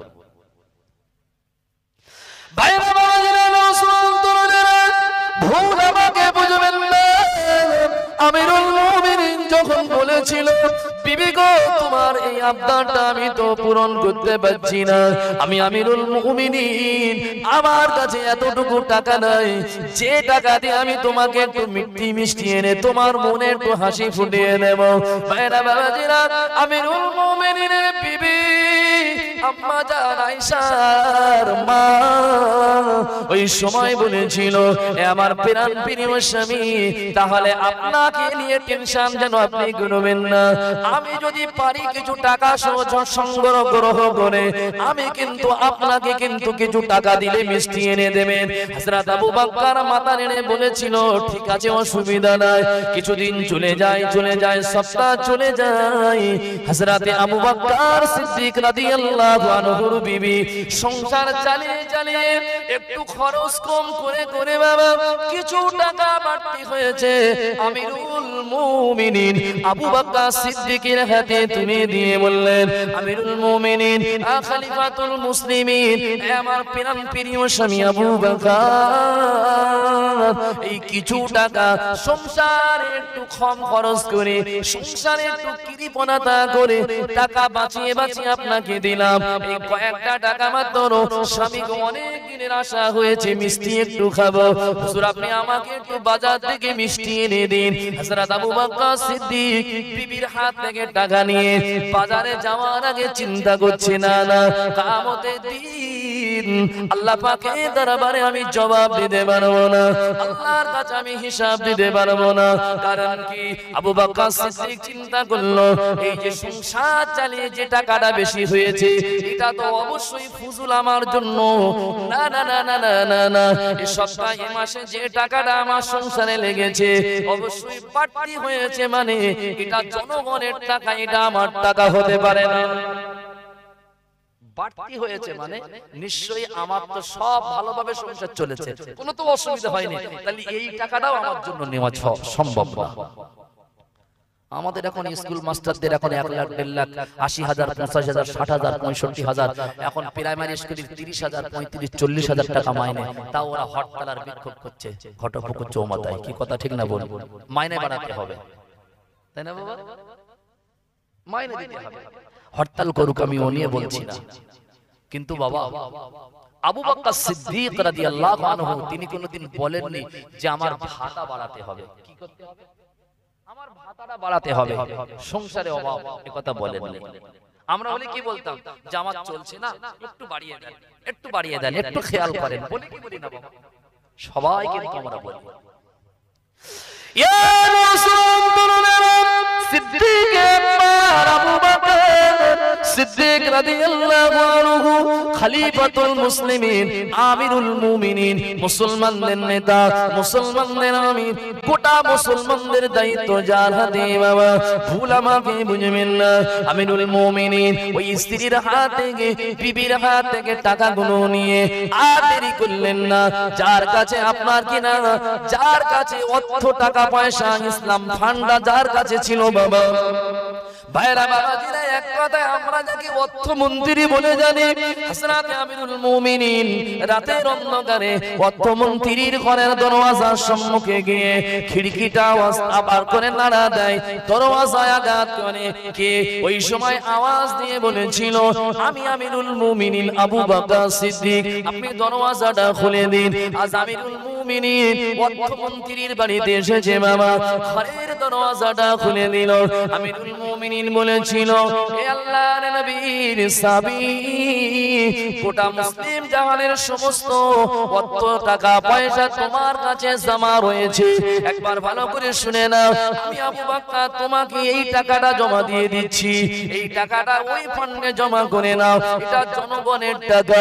আর একটা কথা তোমাকে বলে দিয়ে যাচ্ছি, আগামী মাস থেকে যখন আপনি আমাকে ভাতা দেবেন, যে টাকাটা আজকের ফান্ডে জমা দিলাম, ওই টাকাটা কম করে আমাকে আপনি ভাতাটা দিয়ে দেবেন। এতটুকু টাকা আমাকে আগামী মাস থেকে দেবেন না, যেটা আজকে জমা দিয়েছি এই টাকাটা কমতি দিয়ে আমাকে ভাতাটা দিয়ে দেবেন। ওই সময় অর্থমন্ত্রী বলেছিল, ও আমিরুল মুমিনিন আবু বকর সিদ্দিক, এমন করে আপনি বলেন কেন? আমিরুল মুমিনিন কি সুন্দর কথা বলেছিল, আল্লাহর নবীর সাহাবী শুনে নিন। এতটুকু আমার ভাতাটা কম দেওয়ার জন্য বলছি, কারণ হলো এই টাকাটা আমার সংসারে প্রয়োজন নাই, এই মাসে সুন্দর সচ্ছলে আমার সংসার সুন্দরভাবে চলে গিয়েছে, এই টাকাটা সংসার চালিয়ে বাড়তি হয়েছে, এই টাকাটা আমার প্রয়োজন নাই, এই টাকাটা আমি আমার কাজে লাগাতে পারবো না। এই টাকা যদি আমি আমার কাজে লাগাই, কিয়ামতের দিন আমি আল্লাহর দরবারে জবাব দিতে পারবো না। আগামী মাস থেকে এই টাকাটা আমার ভাতা কমিয়ে আমাকে দেবেন, বলুন সুবহানাল্লাহ। কথা বলেন বাবা। নবীজি সাহাবাদের ভিতরে আদর্শ ছিল, ছিল কি ছিল? নবীরও ভিতরে আদর্শ ছিল। আমি যে কথা বলছিলাম, রাসূলুল্লাহকে মক্কার মানুষেরা আল আমিন বলতো, বলছিলাম আমানতদার বলতো, এটা বোঝাতে গিয়ে ওইদিকে চলে গেলাম। ভাইরা বাবাজিরা, নওজওয়ান তরুণেরা সব কিছু মেনে নিল, কিন্তু রাসূলুল্লাহ সাল্লাল্লাহু আলাইহি ওয়াসাল্লামকে কিছু মানুষ নবী বলে মানল, আর কিছু মানুষ আবার রাসূলুল্লাহকে নবী বলে মানল না। কিছু মানলো আর কিছু মানলো না। তারা কারা? ওই তারা ওরা যারা হলো নেতৃত্ব কর্তৃত্ব হাতছাড়া হবে। মানা যাবে না, মুহাম্মদ সাল্লাল্লাহু আলাইহি ওয়াসাল্লামকে মানা যাবে না। আমার নবীর কি ক্ষতি হয়েছে? অনেক ক্ষতি হয়েছে না। এদের ভিতরে সব থেকে যিনি বড় নেতা ছিল, তার নাম কি আপনাদের জানতে বাকি নাই? তার নাম হলো আবু জাহল। এদের ভিতরে যারা বড় সব থেকে নবীর দুশমন ছিল, আর একজন তার নাম রাসূলুল্লাহর আপন চাচা, তার নাম হলো আপনার কি না আবু লাহাব। আবু লাহাব নবীর চাচা, নবী জানের দুশমন ছিল।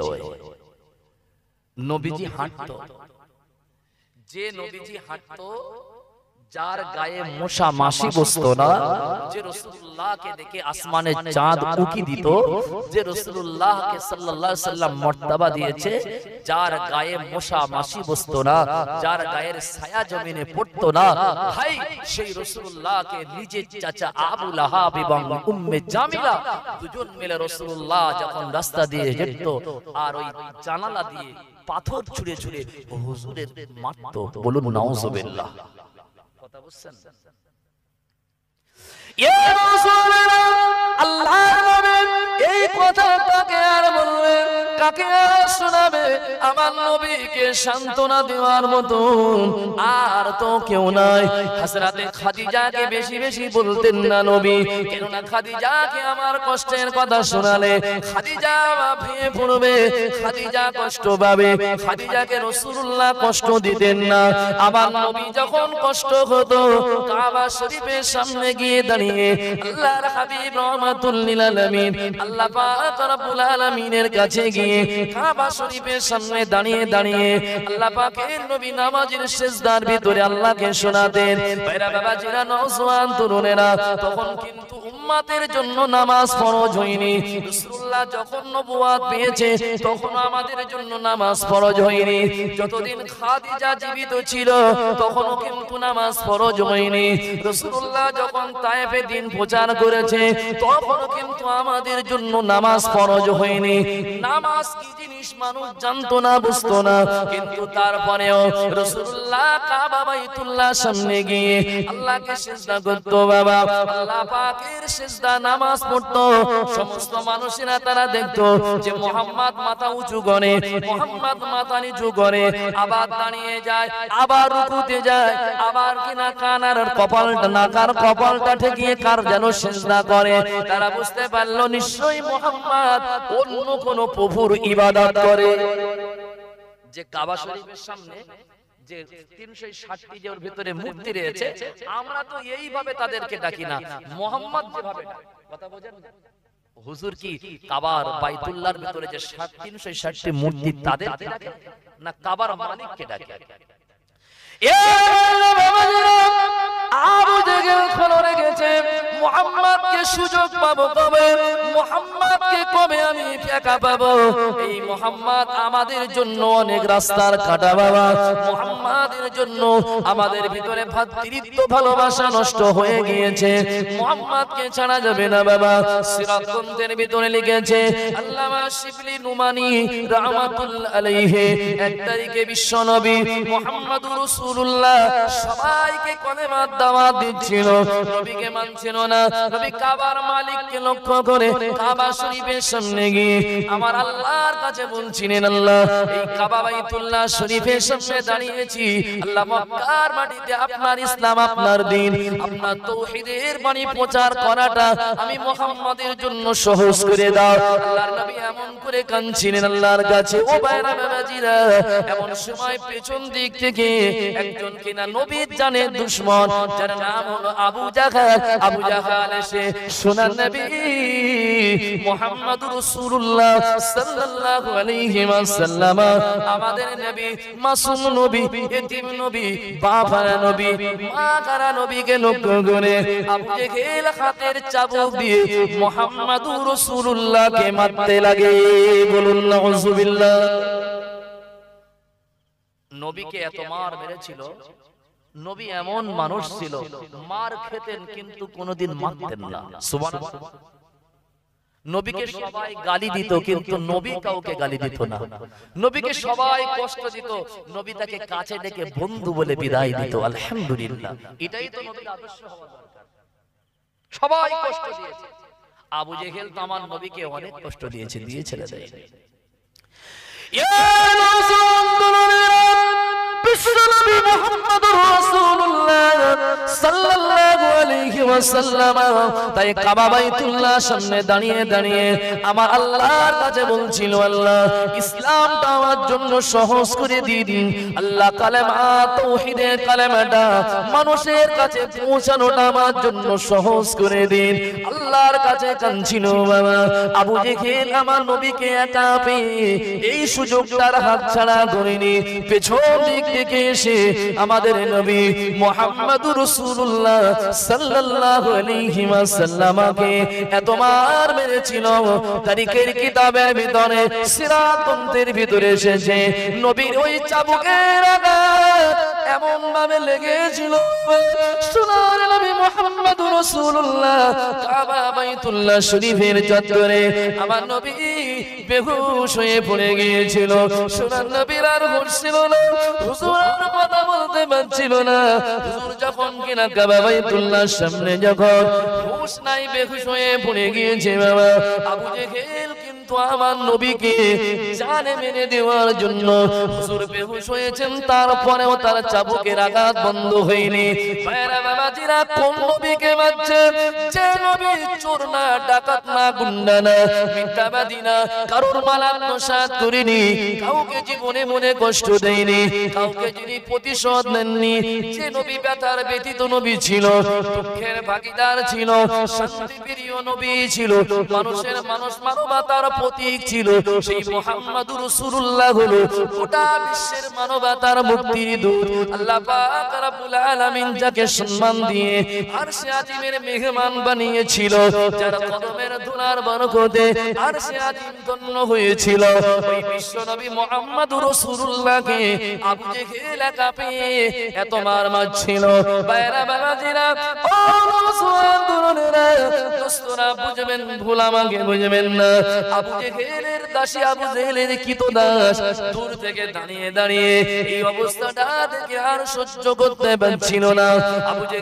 আবু জেহেলের দাসী হতে পারে, আবু জেহেলের কিনা কিনা গোলাম হতে পারে, কিন্তু বিশ্ব নবীর চেহারার ভিতরে সৌন্দর্য থাকার কারণে বিশ্ব নবী আল্লাহ পাক তাকে অনেক মর্যাদা দিয়েছিল, যার মানবতায় কিন্তু সবাই মুগ্ধ ছিল, যার আচার আচরণে সবাই পাক আশিক ছিল, যার ভালোবাসায় গোটা মক্কার জমিনের মানুষগুলো ভালো হয়ে গিয়েছিল। বাইরা বাবাজিরা, যার সংস্পর্শে থেকে সমস্ত মানুষ খারাপ পথ ছেড়ে দিয়ে ভালোর পথের প্রতীক হয়েছিল। আবু জেহেলের কৃতদাসী, আবু জেহেলের গোলাম দাঁড়িয়ে দাঁড়িয়ে আর সইতে পারছিলেন না। যদি মুহাম্মাদুর রাসূলুল্লাহকে এমন করে মারে, মারতে মারতে একটা সময় হয়তো চলে আসবে মুহাম্মাদুর রাসূলুল্লাহর জমিনে থাকবে না, মরে যাবে।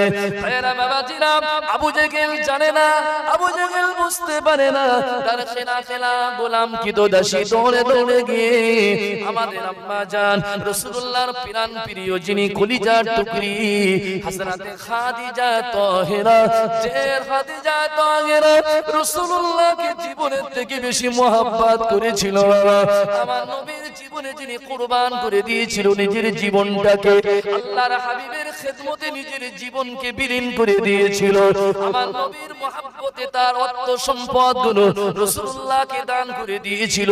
ভাইরা বাবাজিরা, আমার নবীকে ছোট থেকে অনেক প্যার করত, আমার নবীর বিশ্বস্ততা, আমার নবীর আমানতদারি, আমার নবীর সমস্ত কিছু তাকে পাগল করে দিয়েছিল। এই খাদিজা আমার নবীকে জীবনের থেকে বেশি মহব্বত করত। আমাদের আম্মা জান খাদিজা তাহেরা রাদিয়াল্লাহু তাআলা আনহা ঘরেতে ছিলেন, আম্মা জান জানতেন না। ওই সময় আবু জেহেল দাসী গিয়ে আমাদের আম্মা জানকে ওই সময় বলেছিল, ও আম্মা জান জানেন না, ও আম্মা জান জানেন না, মুহাম্মাদুর রাসূলুল্লাহকে আবু জেহেল এত মার মারছে কাবা বাইতুল্লাহ শরীফের চত্বরে। আমাদের নবী মুহাম্মাদুর রাসূলুল্লাহর আর হুঁশ নাই, রক্তটা শরীর দিয়ে ফিঙ্কি দিয়ে বার হয়। ভাইরা বাবাজিরা, নওজোয়ান তরুণেরা, আমাদের আম্মা জান খাদিজা তাহেরা আর দেরি করলেন না বাবা, দৌড়ে দৌড়ে দৌড়ে দৌড়ে দৌড়ে দৌড়ে আল্লাহর হাবিব রাহমাতুল লিল আলামিন যখন কিনা কাবা বাইতুল্লাহ শরীফে চত্বরে পড়ে আছেন, হুজুরের হুঁশ নাই, আবু জেহেল ওই চাবুক দিয়ে মারছে। খাদিজাকে নিজের পিঠটা পেতে দিয়ে বলেছিল, আবু জাহাল, আমার মাসুম নবীকে মারবেন না, আমার রাহমাতুল লিল আলামিনকে মারবেন না, আমার দয়ার স্বামীকে আপনি মারবেন না, এতিম বাবারা নবীকে আপনি মারবেন না। কি অন্যায় আমার নবী করেছে, তোমাকে কি কষ্ট দিয়েছে? আমি খাদিজা, আমার বিশ্বাস আছে মুহাম্মদ জীবনে কাউকে কষ্ট দেয় না, মুহাম্মদ জীবনে কাউকে দুঃখ দেয় না, মুহাম্মাদের কথায় আচার আচরণে তো কেউ দুঃখ পায় না। ও আবু জেহেল রে, মুহাম্মদকে মারবেন না, হুজুরের গায়ে আঘাত করবেন না, আমি খাদিজা আমার পিঠটা পেতে দিচ্ছি, আমাকে আপনি মারুন, আমার জানের নবীর গায়ে আপনি হাত দেবেন না।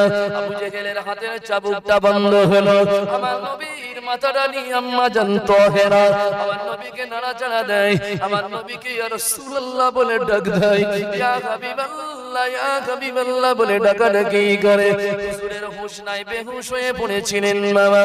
এ নওজোয়ান তরুণেরা, আল্লাহর নবীর যা আপনার কিনা মস্তক মোবারকটা নিয়ে আম্মা জান নিজের জানের উপর রেখে দিয়ে আমাদের আম্মা জান খাদিজা তাহেরা রাদিয়াল্লাহু তাআলা আমার নবীকে লক্ষ্য করে কাঁদছিলেন, আল্লাহ দরবারে হাত তুলে বলছিলেন, রব্বুল আলামিন আমি খাদিজা আর জমিনে বেঁচে থাকার কোনো দরকার নাই, আল্লাহ পাক আপনার কাছে দোয়া চাই আমি খাদিজা জমিন থেকে চলে গেলে দ্বীনের কোনো ক্ষতি হবে না, তোমার ইসলামের কোনো ক্ষতি হবে না ইয়া রাব্বুল আলামিন। কিন্তু আমার নবী মুহাম্মদুর রাসূলুল্লাহ যদি কিছু হয়ে যায়, দ্বীন ক্ষতি হয়ে যাবে, ইসলামের ক্ষতি হয়ে যাবে, ও রাব্বুল আলামিন আমি খাদিজা আপনার বান্দি আপনার কাছে হাত তুলে বলি, ও রাব্বুল আলামিন আল্লাহ আমার জানের বিনিময় আমার জীবনের বিনিময় আমার স্বামী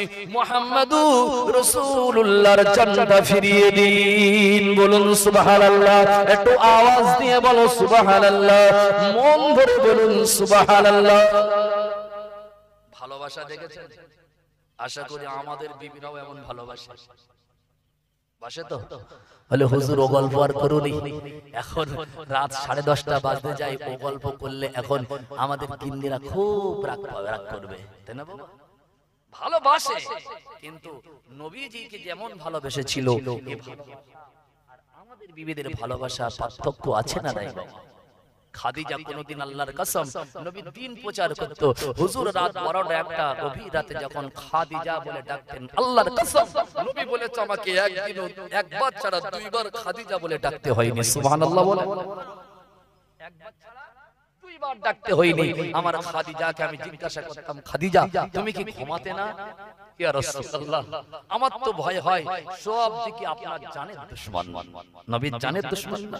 ইয়া রাসূলুল্লাহ আপনি বলুন, আপনি আল্লাহর হাবিব, আপনি রাহমাতুল লিল আলামিন, আপনি আমার স্বামী, আপনি যদি বাইরে থাকেন আমি খাদিজা কেমনে ঘুমাই? আমি খাদিজা বিছানায় পিঠ এই জন্য দেই না, এই জন্য বিছানায় পিঠ দিই না, যদি আমি বিছানায় পিঠ দিই আমি ঘুমিয়ে পড়লে আপনি কষ্ট পাবেন, আপনাকে কষ্ট দিলে আমার আল্লাহ আমার উপরে নারাজ হয়ে যাবে। ইয়া রাসূলুল্লাহ আপনার খাদিজা রাতের বিছানায় শয়ন করে না, দরওয়াজায় পিঠটা লাগিয়ে চুপ করে আপনার অপেক্ষায় আমি বসে থাকি। আলহামদুলিল্লাহ। এই জন্য তো নবীজি আয়েশা রাদিয়াল্লাহু আনহা অনেক সুন্দরী ছিলেন না বাবা, যুবতী ছিলেন, কুমারী ছিলেন, তাই না বাবা? খুব অল্প বয়স। আল্লাহর নবী তারপরেও মদিনা মুনাওয়ারা মসজিদুন নববীতে তাহাজ্জুদের ওয়াক্তে নামাজের পরে খাদিজার জন্য চোখ ভরা পানি নিয়ে আল্লাহর কাছে কাঁদতেন। আয়েশা আম্মা জান বললেন, ইয়া রাসূলুল্লাহ আমি বিদায় নেব, আমার সময় একদম শেষের দিকে, আমাকে আবার অনেক দূরে যেতে হবে, আমি বিদায় নেব। এক্ষুনি আমাদের মফিজুর ভাই আসবেন ইনশাআল্লাহ, যাকে আপনারা সবাই খোকা মাওলানা বলেছিলেন, তাই তো? আমার ভাই মহব্বতের ভাই, তিনি এক্ষুনি আপনাদের খেদমতে আসবেন ইনশাআল্লাহ। আমার সময় একদম শেষের দিকে, আমি এক্ষুনি বিদায় নেব। শুধু এটা বলি আমি চলে যাচ্ছি ইনশাআল্লাহ। আম্মা জান খাদিজা তাহেরা রাদিয়াল্লাহু আনহা তখন রাসূলুল্লাহকে অনেক ভালোবাসতেন। তা আল্লাহর নবীকে আম্মা জান আয়েশা সিদ্দিকা জিজ্ঞাসা করতেন, সাইয়্যিদিনা রাসূলুল্লাহ আমি তো খাদিজার থেকে অনেক সুন্দরী, খাদিজার থেকে বয়সে অনেক কম, তাই না? খাদিজা তো বুড়ি ছিল, বয়স্কা ছিল, তাই না বাবা? কোথায় 25 আর কোথায় 40।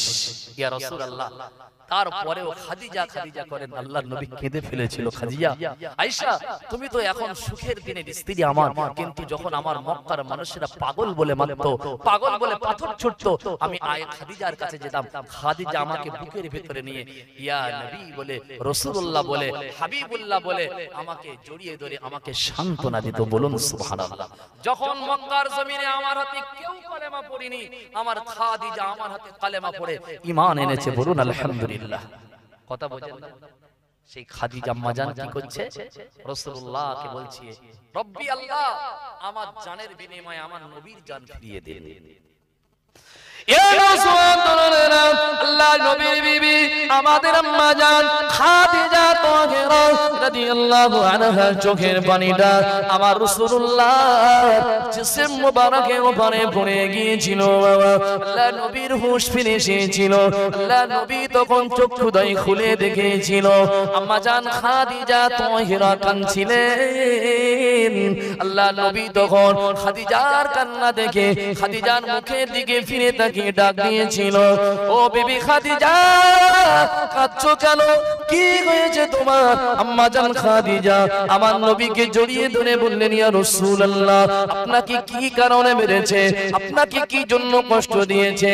আল্লাহ নবী বলেছিল, খাদিজা পরে তোমাকে বলবো, খবরদার যেন তুমি আমার বিবি হিসাবে, খাদিজা তুমি জানো আমার উম্মতের জন্য, এই মক্কাবাসীর জন্য যেন বদদুয়া করে দিও না। বলুন সুবহানাল্লাহ। খাদিজা এমন একজন নারী ছিল, নবীও জানতেন যদি আমার খাদিজাও বদদুয়া করে মক্কাবাসীকে আল্লাহ ধ্বংস করবে। কেননা যে খাদিজার জন্য স্বয়ং আমার আল্লাহ সালাম দিয়েছিল। আলহামদুলিল্লাহ বলে। কোথায় সালাম দিয়েছিল? সেই জাবলে নূর পাহাড়, যেখানে একটা আপনার কিনা গুহা রয়েছে, যেটাকে আমরা সবাই জানি হীরা গুহা। দেখেছেন? হীরা গুহা। আজ থেকে 1 মাস আগে আল্লাহ পাক আমাকে ওই গুহায় উঠিয়েছিল। ওখানে গিয়ে 2 রাকাত শুকরের নামাজ পড়েছি। আল্লাহ পাক আমাকে নিয়ে গিয়েছিল ওই জায়গায়। আমি অনেকটা আল্লাহর কাছে কেঁদেছি, কেননা এই জায়গায় তো সে আম্মা জানের খাদিজা তাহিরার পা এবং কদম মোবারকের ছাপ।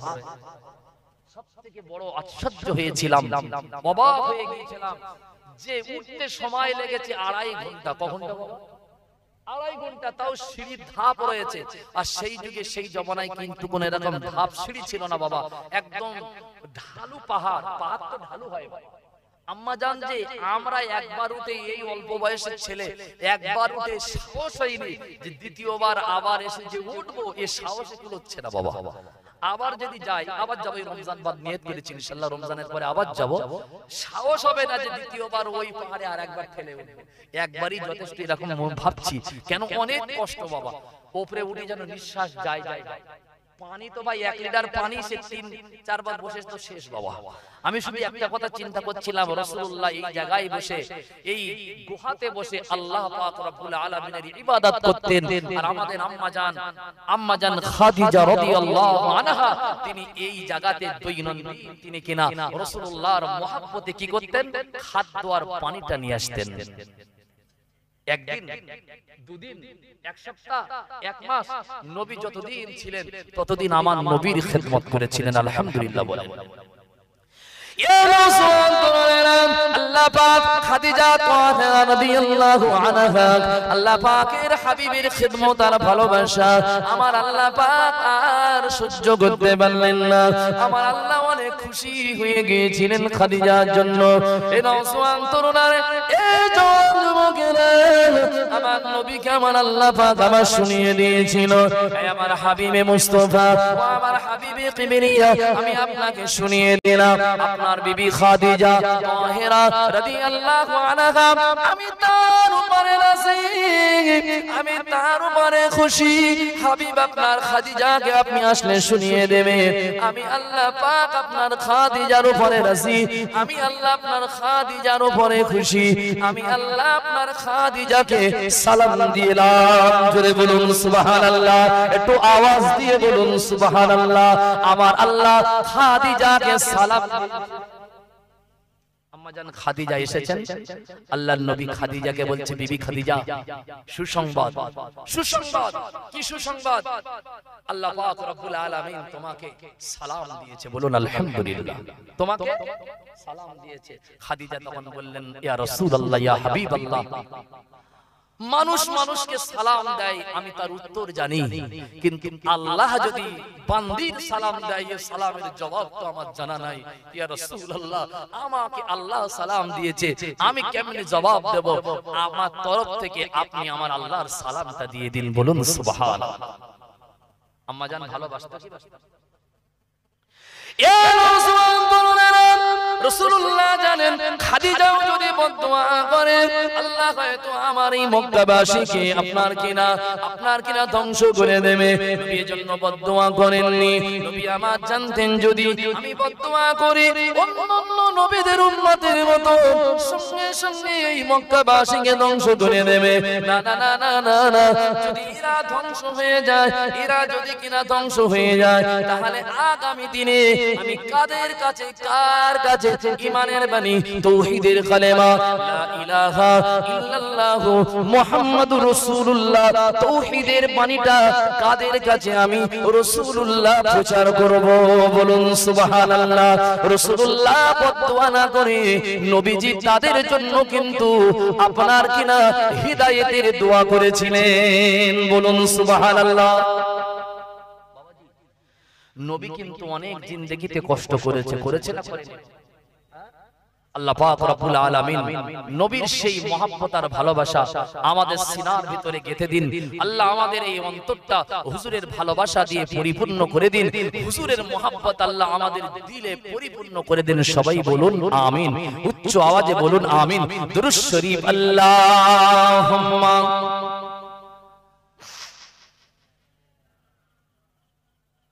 একটু আওয়াজ দিন। ওয়া আলা আলে সাইয়্যিদিনা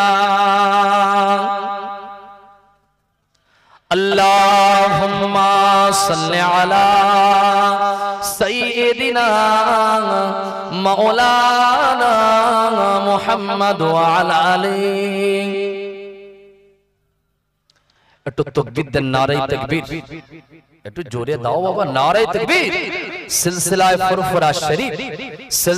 ফুরফুরা শরীফ জনাব মাওলানা মুফিজুর রহমান সাহেব বলুন জিন্দাবাদ। বন্ধুবার জনাব